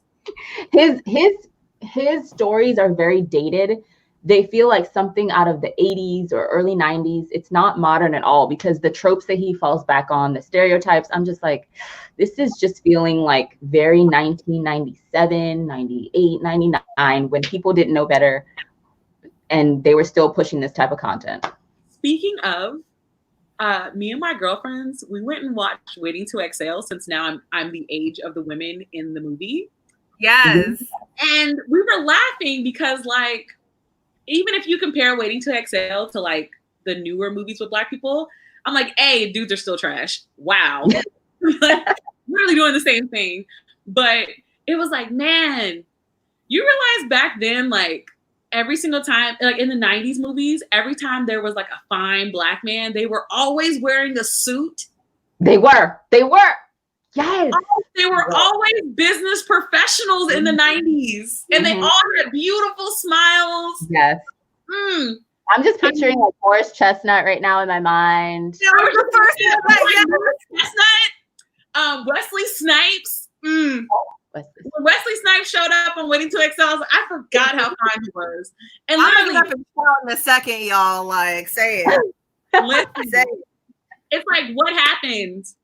What happened? Because every Black man in movies in the 90s were in suits. Well-tailored suits. About their business, honey. About it. about it. Wesley Snipes in that movie, he was fine. Woo! All right. I just needed to say that because when you said 1990s, I was like, literally. First thought was Morris Chestnut. I was like, Yes. Yeah. Or like 90s Will Smith. Well, 90s Will Smith. That Boys 2 Will Smith? Fine. Oh my God, yes. I just thought that movie. Got that visual where it's just like, We love it. We love it. And don't even get me started about the women in the 90s, because Yes. Bassett. Untouchable. She's aging like fine wine, because I watched 911 and I was like, you have the same haircuts in this show that you had in Waiting to Exhale. And I'm not seeing any difference in your age. None. Also, Black women back then were so freaking beautiful, because you remember they only had like 3 shades of makeup back then, so their face had to be flawless. Yes. Well, the actresses said that on set they would have to do their own makeup because the makeup artists wouldn't have the shades for them. So in a lot of those movies, those actresses did their own makeup. Damn. Yes, because the makeup artist would be like, or they'd make them look too ashy, or like their hair wouldn't look right, like all this stuff. So they did their own makeup. Abominable says LL and Deliver Us from Eva. A moment. Oh, yeah. Yes. An entire live about beautiful Black men in movies. Like that could be an entire live because that sounds like a Twitter thread. It needs to be. This one I'll follow. Shoot. It's like post all of them. Just post them all. Or I was watching, I highly recommend, now that you're older, to go back and watch all those 90s shows and movies that we used to watch back in the day, but like didn't really appreciate them, because I appreciate Waiting to Exhale on like a different spiritual level now. It's like I've lived a little, so like it made sense. And then I laughed, because lesson of the day, sis, in 2020, he's still not going to leave his wife for you. Oh no, never. They never leave their wives. Just like, but I want their money. Just take their money. If they're not going to give you commitment, take their money, because their wife is going to figure out it's missing at some time. If you're going to help, at least get paid for it. Like, don't be stupid. Don't be a stupid hoe. Literally talking about, I loved you. Okay, well, I love the bank account. Like, let's keep the money coming. Thank you. Sugar baby or death. So I wanted to bring things back to like the mental health and kind of ask what you do now, since you've had all of these like experiences on like book Twitter and things like that. Like, what are you doing differently now, if anything, and what do you do to kind of decompress from all that? After the third time, I feel like this time I actually am able to like step back, because I realized like I don't have to sit here. I don't have to educate anyone. I don't have to, give you an argument just because you are looking for one. Just because you think some way about me does not mean that it is canon. And my mistake was letting things that happened from like the first incident like years ago build up until now. And that was like my huge breaking point, where I was like, I just can't do this anymore. So I had to step back and find other things to fall into, because like if I can't be here in a space that is for books, because it was like making me hate reading, and reading was a chore. And I'm like, listen, I read books from sun up till sundown. I got grounded from reading and everything. Like I had to step back and, fall back into music and fall back into my book club, and like realize that book Twitter is not the pinnacle of the book community. Like you don't have to be on here. And like, yeah, it's a really good way to interact and, garner attention and everything, but it's not easy for everyone. Like there are people that have been on here for years and everything. And like, I guess like, I was controversial when I first got on here, but I wasn't trying to be controversial. I was just, shooting shit and tweeting. Like I wasn't really doing it for any clout or likes or anything. And I hate this concept of like, if you're speaking your truth, or like, you're shaking the boat a little bit, you're doing it for clout. It's like, no, bitch. Like, why are you so bad at getting attention? Like, why is the simple shit I'm saying garnering attention? Because you're angry. Like, if you're angry, take it up with your therapist, your mom, your significant other, or your journal. Fact. Like, it should not be over here on me. And I said one time, I'm like, I'm not the physical manifestation of every bully you've encountered, because people like to get on here. And I'm going to say this because it's true. A lot of white creators like to get on here and, you know, be like, oh, I'm triggered, I'm this, I'm that. These are medical terms. And y'all are saying you're triggered from an incident that happened on book Twitter where you were forced to face your prejudices. One of the first instances I had where, like, I saw a white creator just completely, like, show their ass. This person came in my DMs, asked me how she could do better with the diversity, how she could learn from the situation, everything. And I was like, I mean, just do better. Yeah, just like act on it. Like, I don't know what to tell you. And so then she unfollows me, and I was like, and she was trying to continue the conversation. I was like, I know, like, you unfollowed me and that's not a big deal, but like, it just makes you seem disingenuous. This girl goes to say, oh, I was just really, you know, hurt by the fact that I hurt somebody, that I possibly hurt someone. I just didn't want to see it. She blocks me. Wait, yes. Hold on. Yes. And this is not the first time this has happened. I've had another big creator in my DMs manipulate a situation and then block me because she was embarrassed. Like, this is the shit that happens behind closed doors that I don't talk about. So they essentially did something hurtful to you or to other people, that other people of color, Black people, and then turned it around and made themselves the victim in the situation. And that happens all the time. Like, the last time when I was like, I'm done, I deactivated my Twitter for a couple days, was after people wanted to make, like, people love drama between me and this one international, well, she's not international, but this one English booktuber, wherever the hell she is, that must not be named. They love it. And she loves to ride the coattails of the attention and, you know, spin a narrative. And people like to fall for this narrative. But I recently just saw her speak over a Filipino booktuber on an opinion about an Asian book. And when everyone was in her mentions, like, look at the white person going off, she's like, the person's not white, she's Asian too. It's like, no, bitch, they're talking about you. And the fact that you continue to hop, skip, and jump like it's hopscotch on this site, and everyone calls around you because you're able to spin a narrative. Okay, so you're able to step on people's toes and everything, but a Black creator isn't able to post an opinion. Oh no. And this is the thing. White creators on here are given the grace to fuck up multiple times over, like, shit that's actually harmful, shit that can cause creators of color to question themselves and their self-worth on here. And they're given the grace to grow and do the same exact shit again. But if we complain about it, here she goes again. Here she goes again. And, like, I also have a problem with now, it's like, you have to come first with your sexuality and your gender orientation before you come with your ethnicity or your skin tone, because people are more likely to support you on here if you're gay or a different gender than if you're a person of color. And that's the thing I hate. And also, if you're a person of color, good luck having your gender validated, minus like one person I can think of that comes to mind that their gender is validated constantly and consistently is Jessie. And Jessie is a person that, like, you know, never rocks a boat or anything. And Jessie's consistently been on a platform that they've been on. And, like, I don't follow them or anything, so I don't have any, like, opinion about them. But that's the one person I've seen of color where their everything is respected. But it's not the same across the board.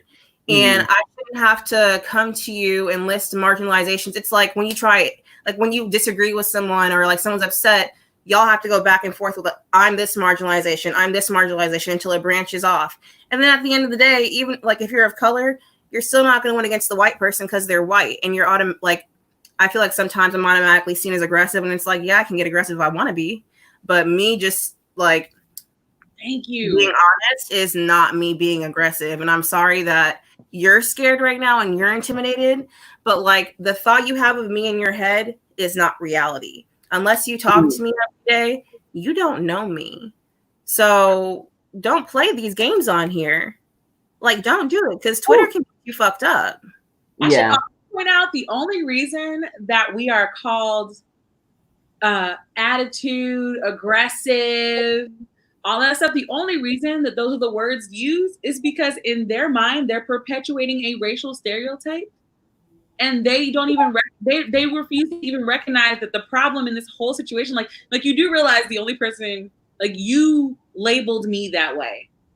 I was not that way. You labeled me that way, and now the whole narrative is I'm an angry Black woman. But that's because literally, like, in your mind, I said no, and you said, "Oh my God," she said, "Hell nah." Like, said no. It's kind of a way to also like devalue whatever it is that you're here to say, completely change the narrative, and make sure that you come out of the situation the loser and they come out the victor. And now they're the victim. Now it's, oh, poor me. They got so mad at me. They were yelling. They upset me. I know I said something racist. I know. I said something. But space for everyone. What's happening right now? Whenever they get hurt and they get called out, they're like, I never thought Twitter would be such a place like this. Like, I have mental health issues and this does not help me. And I just want you guys to like understand that like you have to be nicer to people. And then the next day she's like going in on a person of color. It's just weird. Literally. The disconnect, the mental disconnect is just crazy. But I think it's the easy thing to do. It's easy to just label me as aggressive and angry, because then you don't have to confront the truth of what I'm saying. You don't have to look at yourself in the mirror and realize that you've done something wrong and actually change. You can just slap a label on me, make yourself the victim, win the argument on Twitter or whatever it is, and leave and continue on with your life and continue on with what you've been doing. Like 200 or 300 subscribers while you're at it. Right. Yeah, exactly. Like, that's my thing about the recent drama too. Like, and I know everyone's been talking about this, but like, I really want to like drive home how serious this is. At the end of the day, it is a creator of color. Like, I don't give a fuck what this bitch did. And I do give a fuck. But what it's coming out to be is that she was a bad friend. And now this has turned into a situation where people are just supporting the idea that she's a bad friend. And she could have been, but y'all aren't going to sit here and tell me that you've never been a bad friend. And you're going to say, oh, well, she's talked shit about people. I have friends that I'm the closest to that talk shit about me before we started talking. And at the end of the day, it's because we didn't know each other. So if you talk shit about me and you changed your perspective, thank you for giving me a chance. And thank you for giving me that grace, because hell, I wouldn't have given nobody that grace 2 years ago, but the person I am now, I would. Yeah. And like, you can't just accuse someone of something that serious, because outside of this app, that's a serious accusation. And this person's mental health is affected as well as the other side. And you want people to post screenshots of evidence of stuff so you can pick them apart even more. Why would they want to? Why would either side want to, whether I agree with them or not? And at the end of the day, if you actually cared about someone's mental health, you would not be making this as big of a deal as it was, because people are being triggered and they're leaving. And this is also a triggering topic for other reasons too. And y'all are like making it into oh, well, I hope they post this. Oh, I hope we figure out what happens. It's not a puzzle. It's not a season finale of a show. People's mental health is being affected. And like the site as a whole is divided in a way that I haven't seen, like not in a bad way, but it's divided. And people are so gung-ho that they're forgetting that at the end of the day, there are people behind these screens. And you can't just say shit. You can't just say that. I don't care if someone's been a bad friend to you. Also, they don't deserve it. Why? Okay, so I don't know. Maybe I'm weird. But last time I checked, somebody pisses me off and we're friends. The block button is my friend. I don't understand. Like, I've been trying to figure it out since I saw everything. What happened to handling your own situations? Why do you need a praise party behind you? Like, why do you need this validation? If that person was so bad for you, cut them out. Stop talking about them. Then this goes to everybody. Anybody who wants to watch this, every guy. Twitter is not your homie. Twitter is not your friend. You can't sleep with Twitter. Twitter don't pay you no bills. Mind the business you. You have nothing to do with the situation. And like the hateful, racist, crazy comments that come from this. Who are you? Y'all have not had an argument with a friend where y'all was really ended your friendship. If you gonna lie and say you haven't, you were the friend. Mm-hmm. Like, stop. It's like living life is something that you actually cannot do. It's like, oh no, you had a disagreement. We got to pick sides. Actually, y'all had a disagreement and that has nothing to do with me. So I'm gonna mind my business over here. Like, call her. Don't post these iOS press releases. Y'all, call her. I got all this cat here. Call her. The thing is, the person who's being accused tried to fix this behind closed doors over a month ago. Wow. Yeah. Wow. And it's just now coming out. So that's why I'm not questioning the validity of someone being abused, because like I feel like it's wrong to do that. But I'm not going to sit here and be pulled one way just because someone labels something abuse. Like, y'all are blindly following a sheep. I also just want them to stop. When certain people know some sheeps dress up as snakes sometimes. Okay. Like, you can't believe everything you see on here. You can't do that. And like, I just hate that it's a person of color at the end of the day and everyone's like, oh, well, this person's half white. Okay, and it's literally her Heritage Month. And y'all are over here stone the witch. Like, log out, please. Please log out. Like, I know we're all stuck inside and we're isolated, but there are books we could be reading. Okay. Video games we could be playing. Yes. Business we could be minding. You could be doing. There are so many things that you could do here other than be on Twitter. Yeah. That whole situation was very strange for me, just because I come from a generation and an upbringing of like, we don't take things like that to the internet. Like, we just we handle it. Like, if this person's really your friend, handle it behind closed doors. There's no need to be posting screenshots and text messages and writing notes, and there's no need for all that. Are so traumatized by a situation that has happened to you, do not put it on Twitter. There are these wonderful people in this world called therapists. They help you through everything. There are directories you can go look up. Check your health insurance, your daddy's health insurance. I promise you there's something in there for you.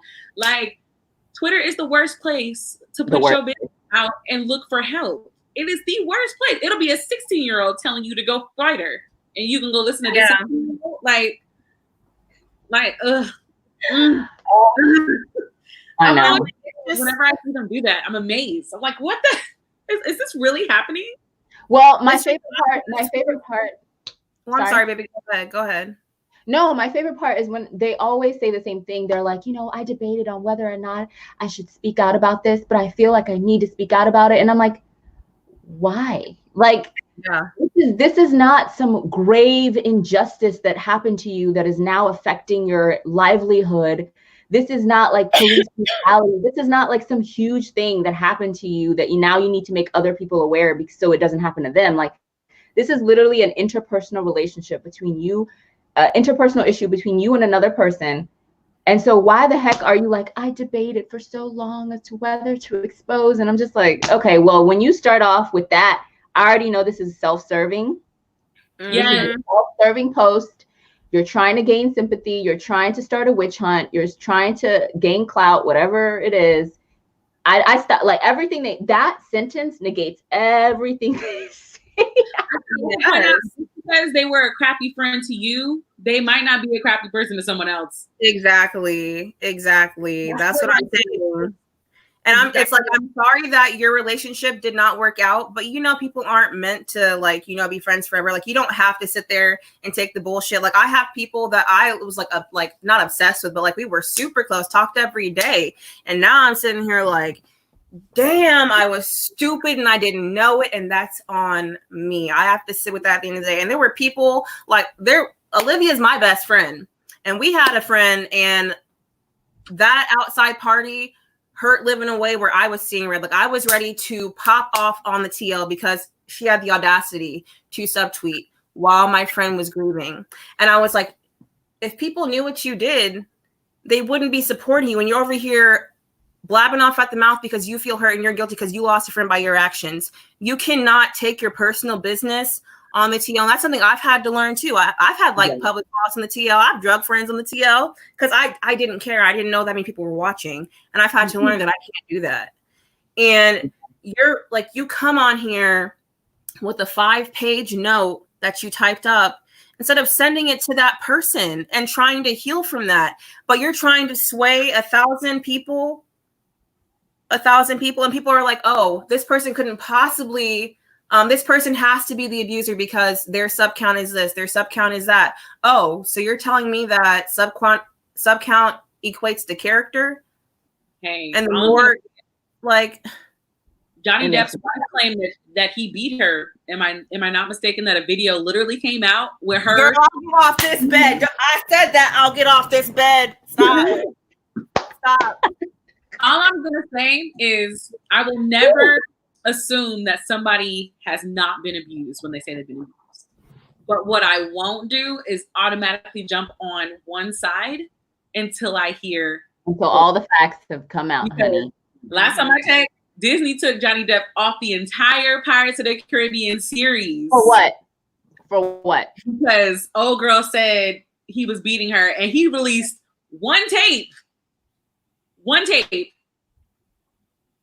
and everything changed. Like, also, again, I'm gonna keep saying this: real friends talk and communicate off of social media.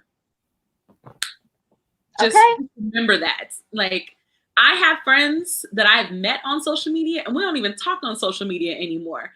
I text them directly. Yeah. Like, I mean, my thing is, if you're so terrified to call someone, and you have to resort to these measures, you were never friends. Yeah. You were not. I have never been terrified to call my friend. I don't care what we're going through. I don't care. Like, I might not be cool with them at the moment, and I might need to calm down and give it a few days, but I'm not shaking in my boots like, oh, then we're not friends. Then you know what? We're not friends. And I'm going to block you on my phone. I'm going to block you on all social medias. I'm going to ghost you, and I'm going to continue on with my life.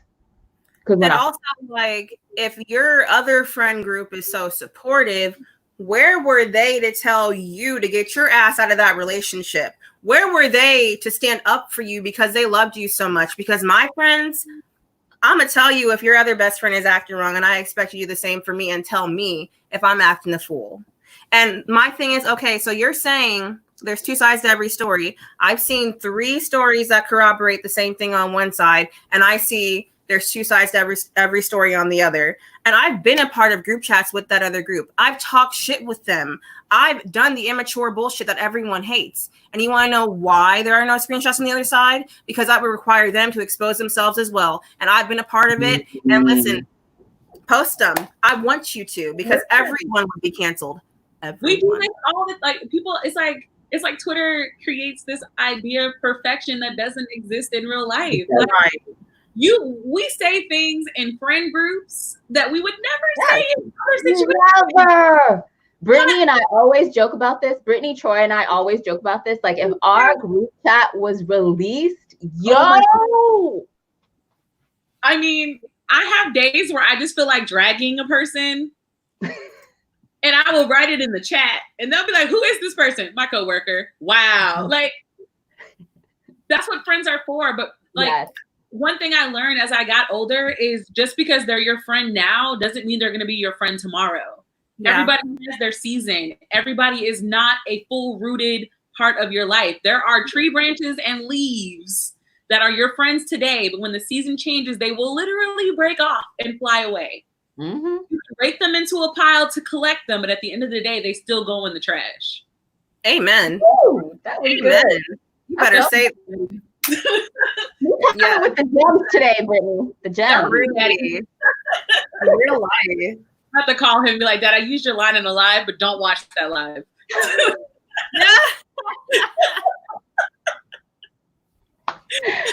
Woo. Wow. It's just like there's so many more layers to it too, because like everyone on book Twitter is seeing the book Twitter side, like, and I know everyone sees this K-pop stuff, like how K-pop is kind of shifted into the bookish sphere, and I'm a K-pop stan, so come at me if y'all need to. But listen, what no one knows is that this same situation was happening on K-pop book Twitter too. So like y'all are only seeing one side of it. So it's very hard for me to believe that it's one-sided, and whether the person that's being accused is guilty or not, no one is innocent. And and everyone that's like, oh, well, this person's done this person's done this. Okay, well, what have you done? Air your business out too. Because I'm a messy bitch. I know if Olivia and I, like, if anyone ever screen recorded our conversations, because I know our FBI agents watch this shit. They watch it because we have some fire content. We would be canceled. Absolutely. And like more so than I already am. Like people have tried to cancel me, but I keep coming back from the dead. You can't kill me. So it's like but they would definitely cancel me for the shit that goes on in our conversations. But like, who isn't messy? If you say that's what friends are for, though. That's why it's private. That's why it's offline. Like that's right. Because and all it's telling me is like that Melanie felt, well, there's her name. This person felt that she had a safe space because Melanie's a friend of mine. So I'm gonna shout for her anytime I want to. It showed that she had a safe space, and this person was like, oh, well, I'm upset, so I'm just going to blow everything that we talked to out. What were you doing too? That's like actually her issue right there. The violation of, like, I would never screenshot my conversations with Troy and Oshale and put them online. There's a sense of this is our private conversation. That is actually a violation of friendship in itself, where why would you do that? That's and then terrible. You only posted the parts that seems to paint you in the victimized position. Right. Well, where are the other messages? Because we know there was messages before this. Oh, where yeah. That part. Post it all. Like that's my thing. It's just like, friends, like, get off social media and be a real friend. Yeah. And you're telling me this has been happening since December 2019? Anyone I had a problem with in December 2019 is still in December 2019. I didn't bring this to the new year. Okay. So you're telling me you were drug on like this for months and you didn't think you deserved better? Like, baby girl, I'm gonna need you to find some people that love you, because I found friends that truly love and care about me, and I just cannot deal with the bullshit. I have real friends. I don't know what this idea, like, I've had friends that we've been friends since, like, my college girlfriends since 2008. I mean, we were legit crying in a bathroom one day because one of our reactors in our simulator kept crashing and we thought we were going to fail the class. That's how I bonded with these girls. We've had actual arguments where we've called each other just to cuss each other out. Express feelings, might not talk for 2-3 days and then call back, be like, what up, girl? I'm good. How you, boo? Yeah. Like, friendships have to develop. They can't develop on Twitter. If you having a Twitter friend who I guess you were already idolizing them in a certain way anyway, and never moved them off that idol pedestal that you put them on, what friendship are you building in the first place? But that's a whole conversation for another time, because I've realized social media has really ruined has increased our social ineptitude is just doing nothing but increasing, because actual interactions and genuine interactions with people don't exist anymore. So it's just like, make friends. And you can't tell me that this person came up to you and was like, I'm the big bitch in this relationship. You're just gonna do what I want you to do. No, you gave that person the power, and that power was lorded over you. And for a while, maybe you didn't know. And then you started to notice that things were happening. And that's not, it's embarrassing to see that you let yourself be treated that way. And I understand feeling stupid and feeling like you have to somehow validate your actions and what happened, and make sure that you're not crazy. So I see why this person posted this story and needed this validation. It wasn't the right place though, and it wasn't the right accusation. I just feel like power move. I think that, number one, the word friend gets used a lot in situations that it shouldn't be. And I also feel that people would gain so much more if they just picked up journaling.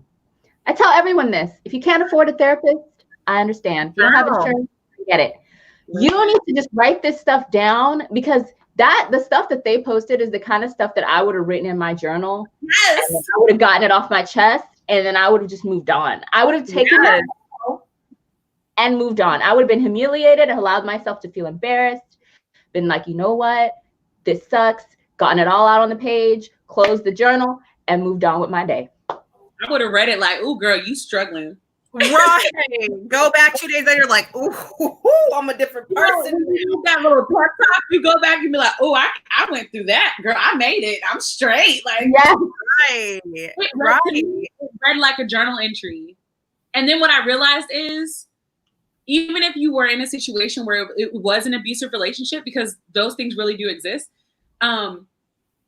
usually that's what your homies are for. Where it's like, tell me I'm not crazy, but this is what happened to me, and that's where you admit, like, I feel stupid. I feel, whatever. I feel hurt, manipulated. Right. You have a support system that listens to you and builds you back up. So my question is still, like, who is your support system? Because Twitter is not it. Twitter is not it. And I'm sorry, like, if one of my friends was coming to me for months saying, I feel unsafe in this relationship, or like I just don't feel like it's right for me, I would be pushing and pushing and pushing and pushing them to do what's best for them. Because if they're going to be hurt even more in the end, why not try and save them? Like, if it makes you being the bad guy, if it takes you being the bad guy for 2 weeks out of a lifelong relationship, do it, because that person will thank you more. So, like, I'm really just wondering at why their support system was not there for them more. And if I'm questioning a friendship and y'all are mad at me about that, talk about that in your group chat, because y'all should have been there for your friend. Yes. And it shouldn't have gotten to this point. Like this, I hate the way that Twitter's set up right now, because it's not a safe space for nobody. Because if this other person is able to sit here and be like, wow, I feel safe again after getting their story out, posting it publicly. You feel safe now after canceling this person. But what is the other person going to come back to? Minus a shit show. Minus being like, oh, well, I'm not going to talk to you until you post proof. I'm not going to do this until you post proof. Or they have to come back on here and see, oh, this person did this to me. This person did this to me. See constant accusations. See people tearing them down. And it's like, would you want to come back? No. Even if you started completely, would you want to come back? And then you sit there and you're like, you know what? Maybe I do deserve this. No one deserves this. I don't care how bad of a friend you were. You don't deserve to have your self-worth and your character torn apart to shreds. And like, I don't care if it's a person I don't like on here. You don't deserve that. I don't even know. Well, the hypocrisy is the people who start these shitstorms are doing the same thing to that person that they're accusing that person of having done to them. And that's the part that I've never been able to wrap my mind around when people do these exposing. Like, obviously, if someone did something that was actually like illegal and harmful to you, okay. But at the same time, I don't think it needs to be on the internet. Like, for me, I have issues when people expose people for doing harmful and illegal things to them and hurtful things to them, but they haven't gone to the police, but they haven't gone through the proper channels. That's weird. I don't get it. But like you said, these iOS press releases, but it's like, if it's just a disagreement or a friendship, an interpersonal situation like this, it's like, by you doing what you have just done, you are literally doing the same thing. The consequences that's going to come out of this, the repercussions, is going to do to that person the same thing that you've accused them of doing to you. Yeah. So what was the point? Where is the moral high ground? You don't really have a leg to stand on at this point. No. And it creates an unsafe community at the end of the day. It's just like, and no one's paying attention to the fact that like, this is an accusation that ruins people's careers outside of this app. And I know we're all on here, for books, I guess, at the end of the day. Like, people like to skew boundaries in relationships and assume boundaries, most importantly. And the assuming is what gets people fucked up. Like, just because you talk to someone every day doesn't mean that you are as close as you think you are. Because I have friends that I don't talk to every day. That would be the first person I run to if I needed something. I have people that I don't shout out on the timeline that I can run to and have a 5-hour conversation. But like, I'm like, when I was amping these friendships on the timeline and I was trying to be like, oh, this is my sister, this is my brother, this is my sibling, whatever, I found that these relationships they needed TL validation, and I needed that validation from the TL for that friendship. And those friendships often didn't work out because after I lost them, I had to sit back and be like, wow, like, we really weren't that close. Like, I was assuming boundaries. I was overstepping boundaries. Like, it takes a lot to humble yourself and walk away from something that you know is bad for you, but you don't want to leave. Because I have been that messy person behind closed doors and that person that will blame everyone else for my actions. But it takes a lot more work and like, you know, self-reflection to be like, you know what? Fuck it. I was wrong. I need to grow. I need to step away from all this stuff that's not serving me or anyone else. Because now when I go to talk shit, I'm like, you know what? Is karma going? Like, I don't want to deal with it. I don't want to deal with it because like, if you're here for friendship, say you're here to make friends, because like you have people that are on here saying, oh, I'm here for a book. You'll post a book review. And then every other week, oh, I feel lonely here. I feel lonely. Well, are you here to build genuine connections? Or are you here for books? Because if you're here being genuine, people will realize that and they'll flock towards you. But if you're here to just run through friendships like it's fucking hot water, don't come on here. Like, that's good. So Mookie Reeds brings up a good point. I feel like a problem is assuming you have to have friends from BookTube to have made it. See, all of my friends on BookTube, we ain't made it nowhere, but we all like each other, so it still works out. Exactly. I do get the feeling sometimes with the BookTube friendships that they're more like networking, strategic alliances, networking opportunities than genuine friendships. But again, that could just be me assuming, but sometimes that's what the optics seem like from me just being an outsider looking in. But I did want to kind of ask you a question. We're getting close to our 2-hour mark, which is weird. Time just flew by. But I wanted to ask you, B, what is going on right now with the future of your YouTube channel? Because I curiously just cruised by the other day to see if you had a new video, and I just noticed that you didn't have any videos on your channel. So I just everything is privated currently, and yes, I want to make videos. I would love nothing more than make videos, but like I see the bullshit first off, and it's like, ugh, like do I want to sit here and put all this work in for people to like not watch it because they have this thought of me? Or this and that. And I also see the fact that like it always goes back to like fellow creators of color. Like I just see how I see the disparity, and I'm just like, why do you deserve any of us on here? And I mean deserve, because you'll sit here and you'll ask us about our stories and what we go through and this and that, and kind of like, you know, just like soak it all out of us like a sponge. But you don't care. Because if you cared, we wouldn't have to repeat ourselves. You would like, it wouldn't be a chore to do diverse things. Like, it's like you have to say, oh, please go watch this person, instead of saying, hey, I just saw like, you know, Books and Lala made a video, go watch it. Like, it's not like an overwhelming, I'm going to go do it. Like, it shouldn't have to be a chore to watch like diverse content. It should just like come naturally. You shouldn't have to force it or make an excuse about it. And like, I don't want to repeat myself anymore. I'm not here to educate anybody. Like, and I'm most certainly not going to be anybody's punching bag, because it's gotten to the point where like, I'll just cuss you the fuck out and leave. And then y'all are really going to think that I'm this mean person that you've painted me out to be, because it's like, I've sat here and I see people talking about me all the time for like the smallest things. And it's like, it's always like old friends too. And it's like, okay, that's fine. You all harbor your own feelings and emotions, but it's like, I don't need to be here and deal with this just for the sake of someone saying, hey, I read a book because of you. It's not worth it. And it's like, I come back all the time because of the Black creators, because like my favorite authors follow me, like Talia Hibbert, Alyssa Cole, like Kayla Ancrum, all of these wonderful Black creators follow me. And that's really important to me. And then like my friend Lauren and I have Pages and Prose book club. And that's like just, it's a space. Yeah, like when you go in that space, we've talked about religion, sexuality, you know, gender, everything. And there have been different opinions across the board.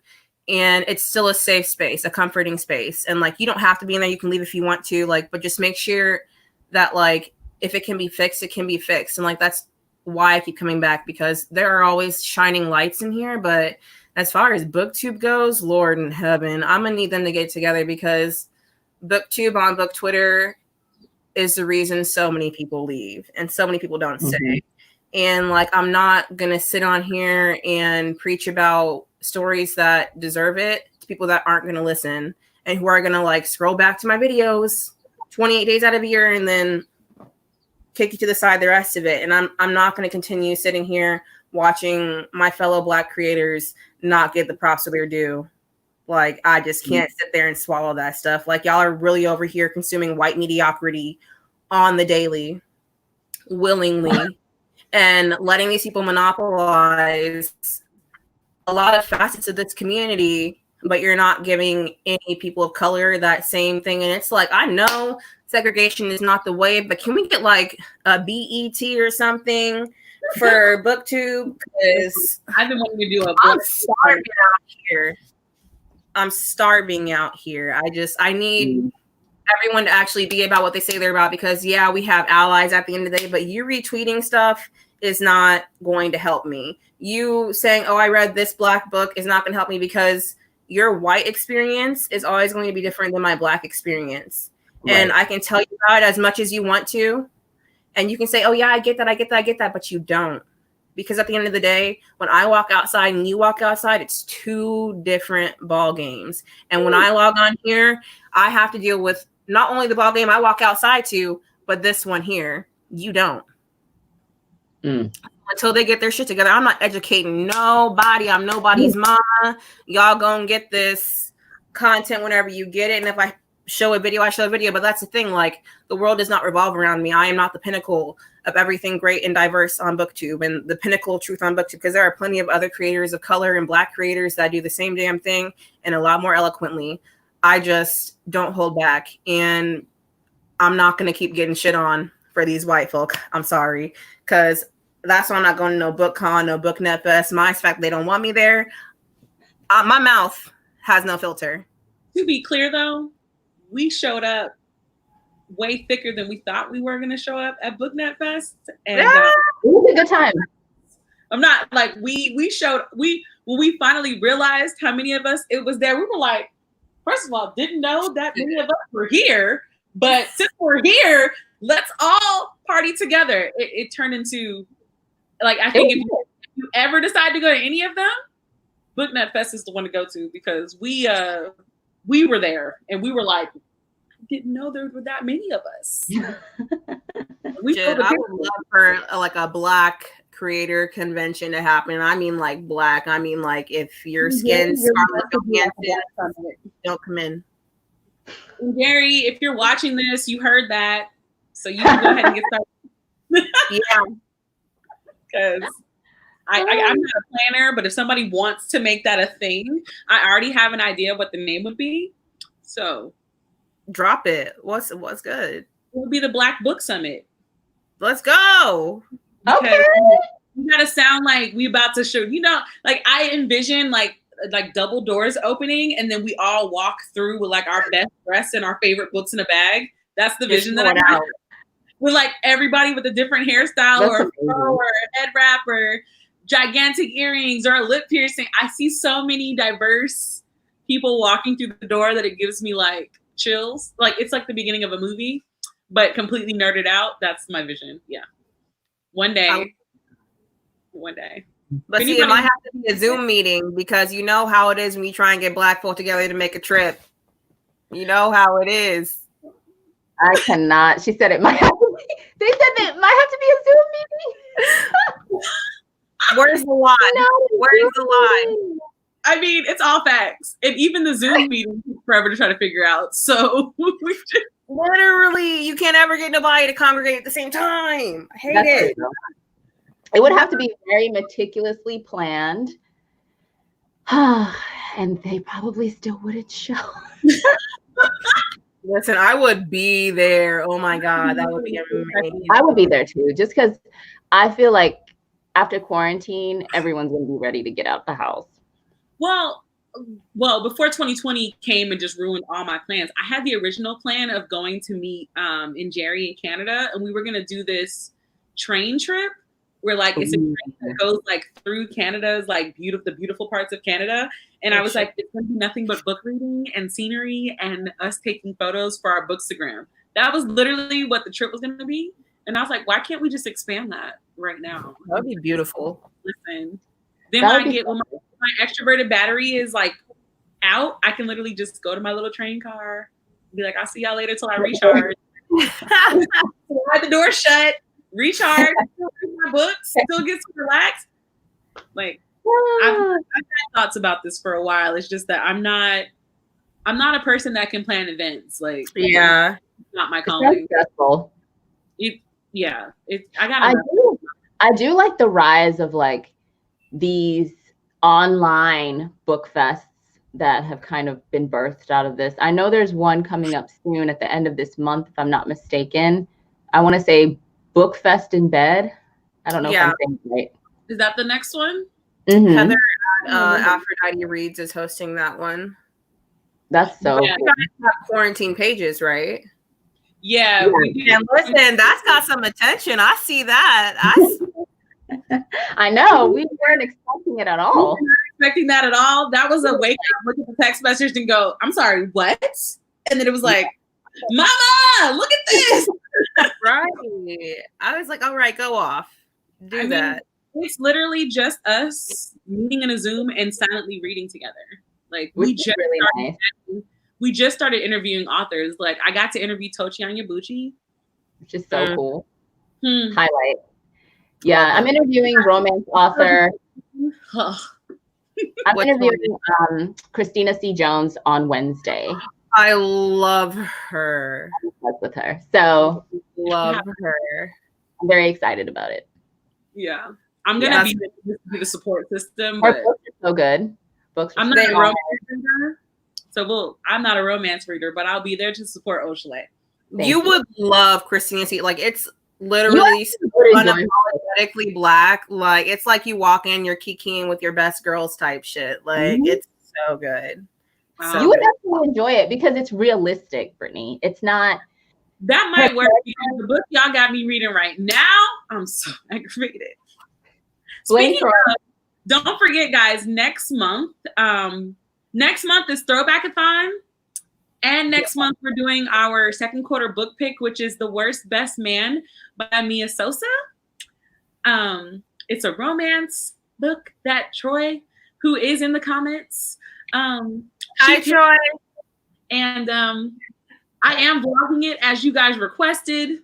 No, I am not enjoying myself with this whole romance reading thing, but I'm doing it for y'all. So there's that. You gotta find the right ones. You gotta find the right ones. It's definitely not the book club pick. It's not for you. That's all. It's not. And I mean, I've said this a million times already. It's like, I'm not completely against romance. It's just that a lot of them follow these tropes that really aggravate me. And the angry is at the top of my list. So I'm going to recommend you a Christina C. Jones book. I think that's a good one for you. That's a good author for you because I'm the book form because I don't even want to read anymore. No, they're good. They're good. I promise you. I'm supposed to do a Beverly Jenkins book, and then I guess I'll do a Christina C. Jones one because I have to read 2 more romances before the end of this month, and then I can go back into my deep, gory reads that make my life go better. I just can't do the historicals with Beverly Jenkins. Like she writes. Beverly Jenkins is she's a historical romance. She's like the queen of Black romance. Like if you pay homage, like you're paying homage to her type shit.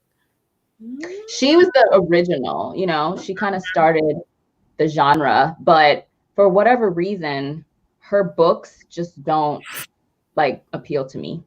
I don't know if it's because they're historical. I know some of them have taken place in like slavery times, and that's been like a deterrent for me because I read romance to escape.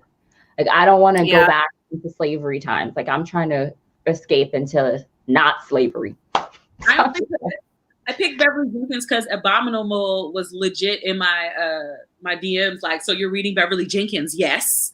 And I was like, here are the books you should try. Oh, okay. I mean, I've heard great things about her writing. It's just I am very particular about my romance, and if it's gonna be a historical romance, I'm probably gonna read about white people. As long as it's not a slave and master type thing, I feel like I could get through it. But if it's like the slave master and the slave, nah, y'all can keep that all to yourself. I don't think it's like that. I just think the time period that she's writing about is all too real. All of our characters aren't slaves or anything like that, because all Black people weren't slaves at that time.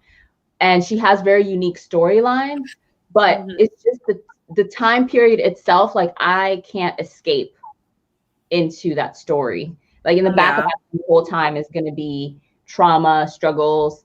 So that's why for me, like, it's not all like that. Like her stories do sometimes have like serious connotations and like situations that happen.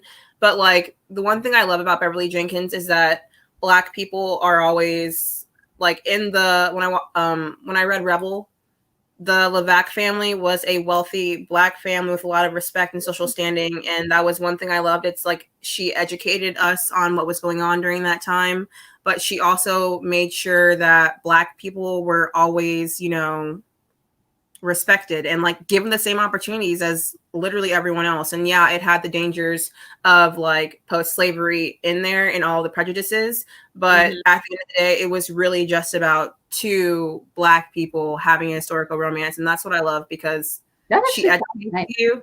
Yeah, like she educates you, she provides you with a historical romance, and she also, you know, gives a different outlook. It's not just about that character's trauma. It's about, and I mean, listen, the female leads are lit.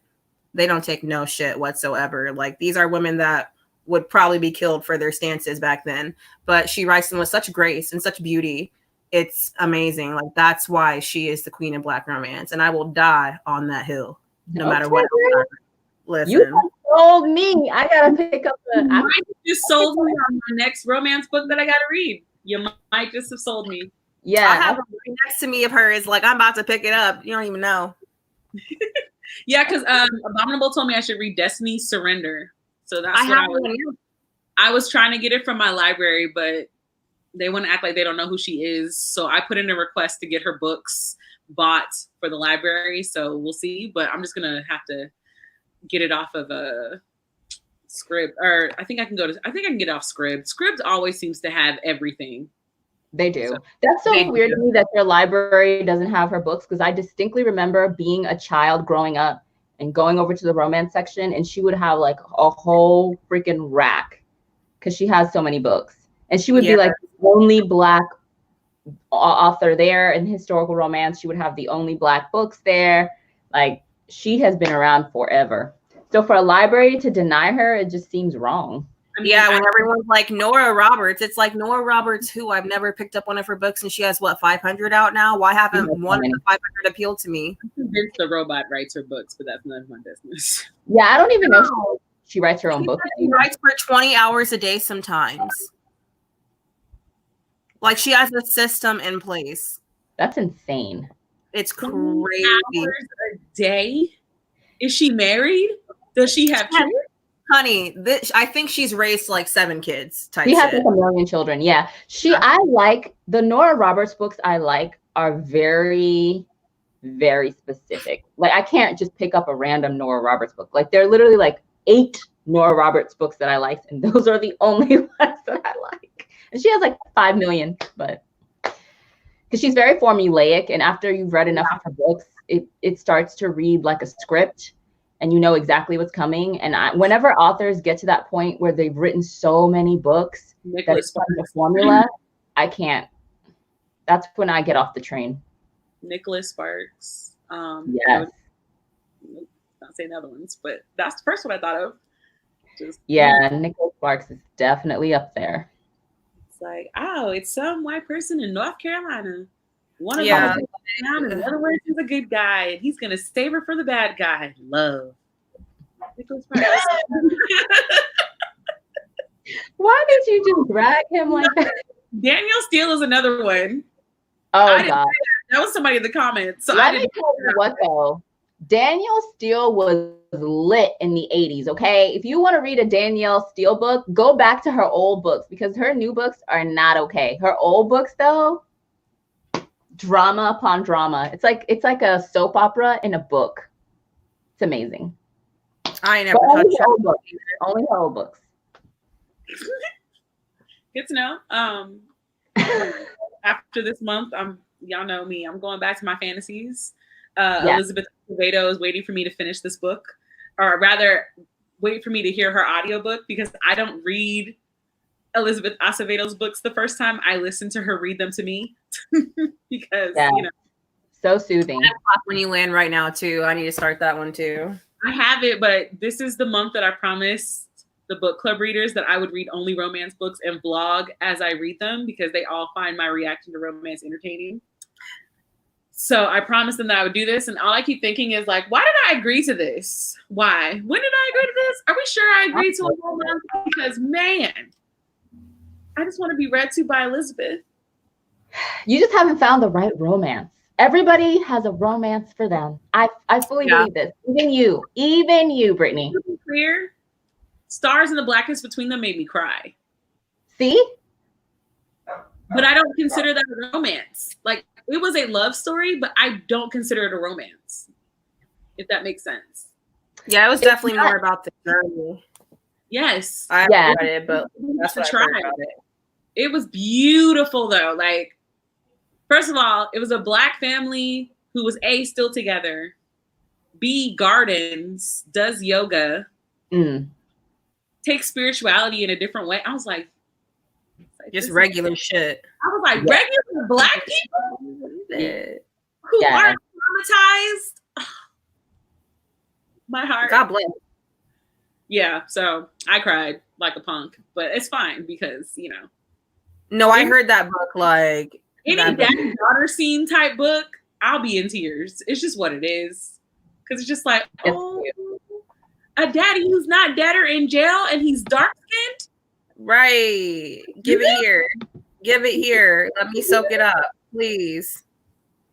Just like, so yeah. If anybody wanted an update, that's the book I will recommend that book to the day I die. Like, it was a very touching, beautifully written, just Black girls being Black girls trying to navigate life. It's a beautiful story. Understand their sexuality. Like, that's all I needed. It was just like, perfection. Thank y'all for not throwing like a weird love story together where they met the day before and now they're in love. Thank you. Thank you so much for not doing that to this story.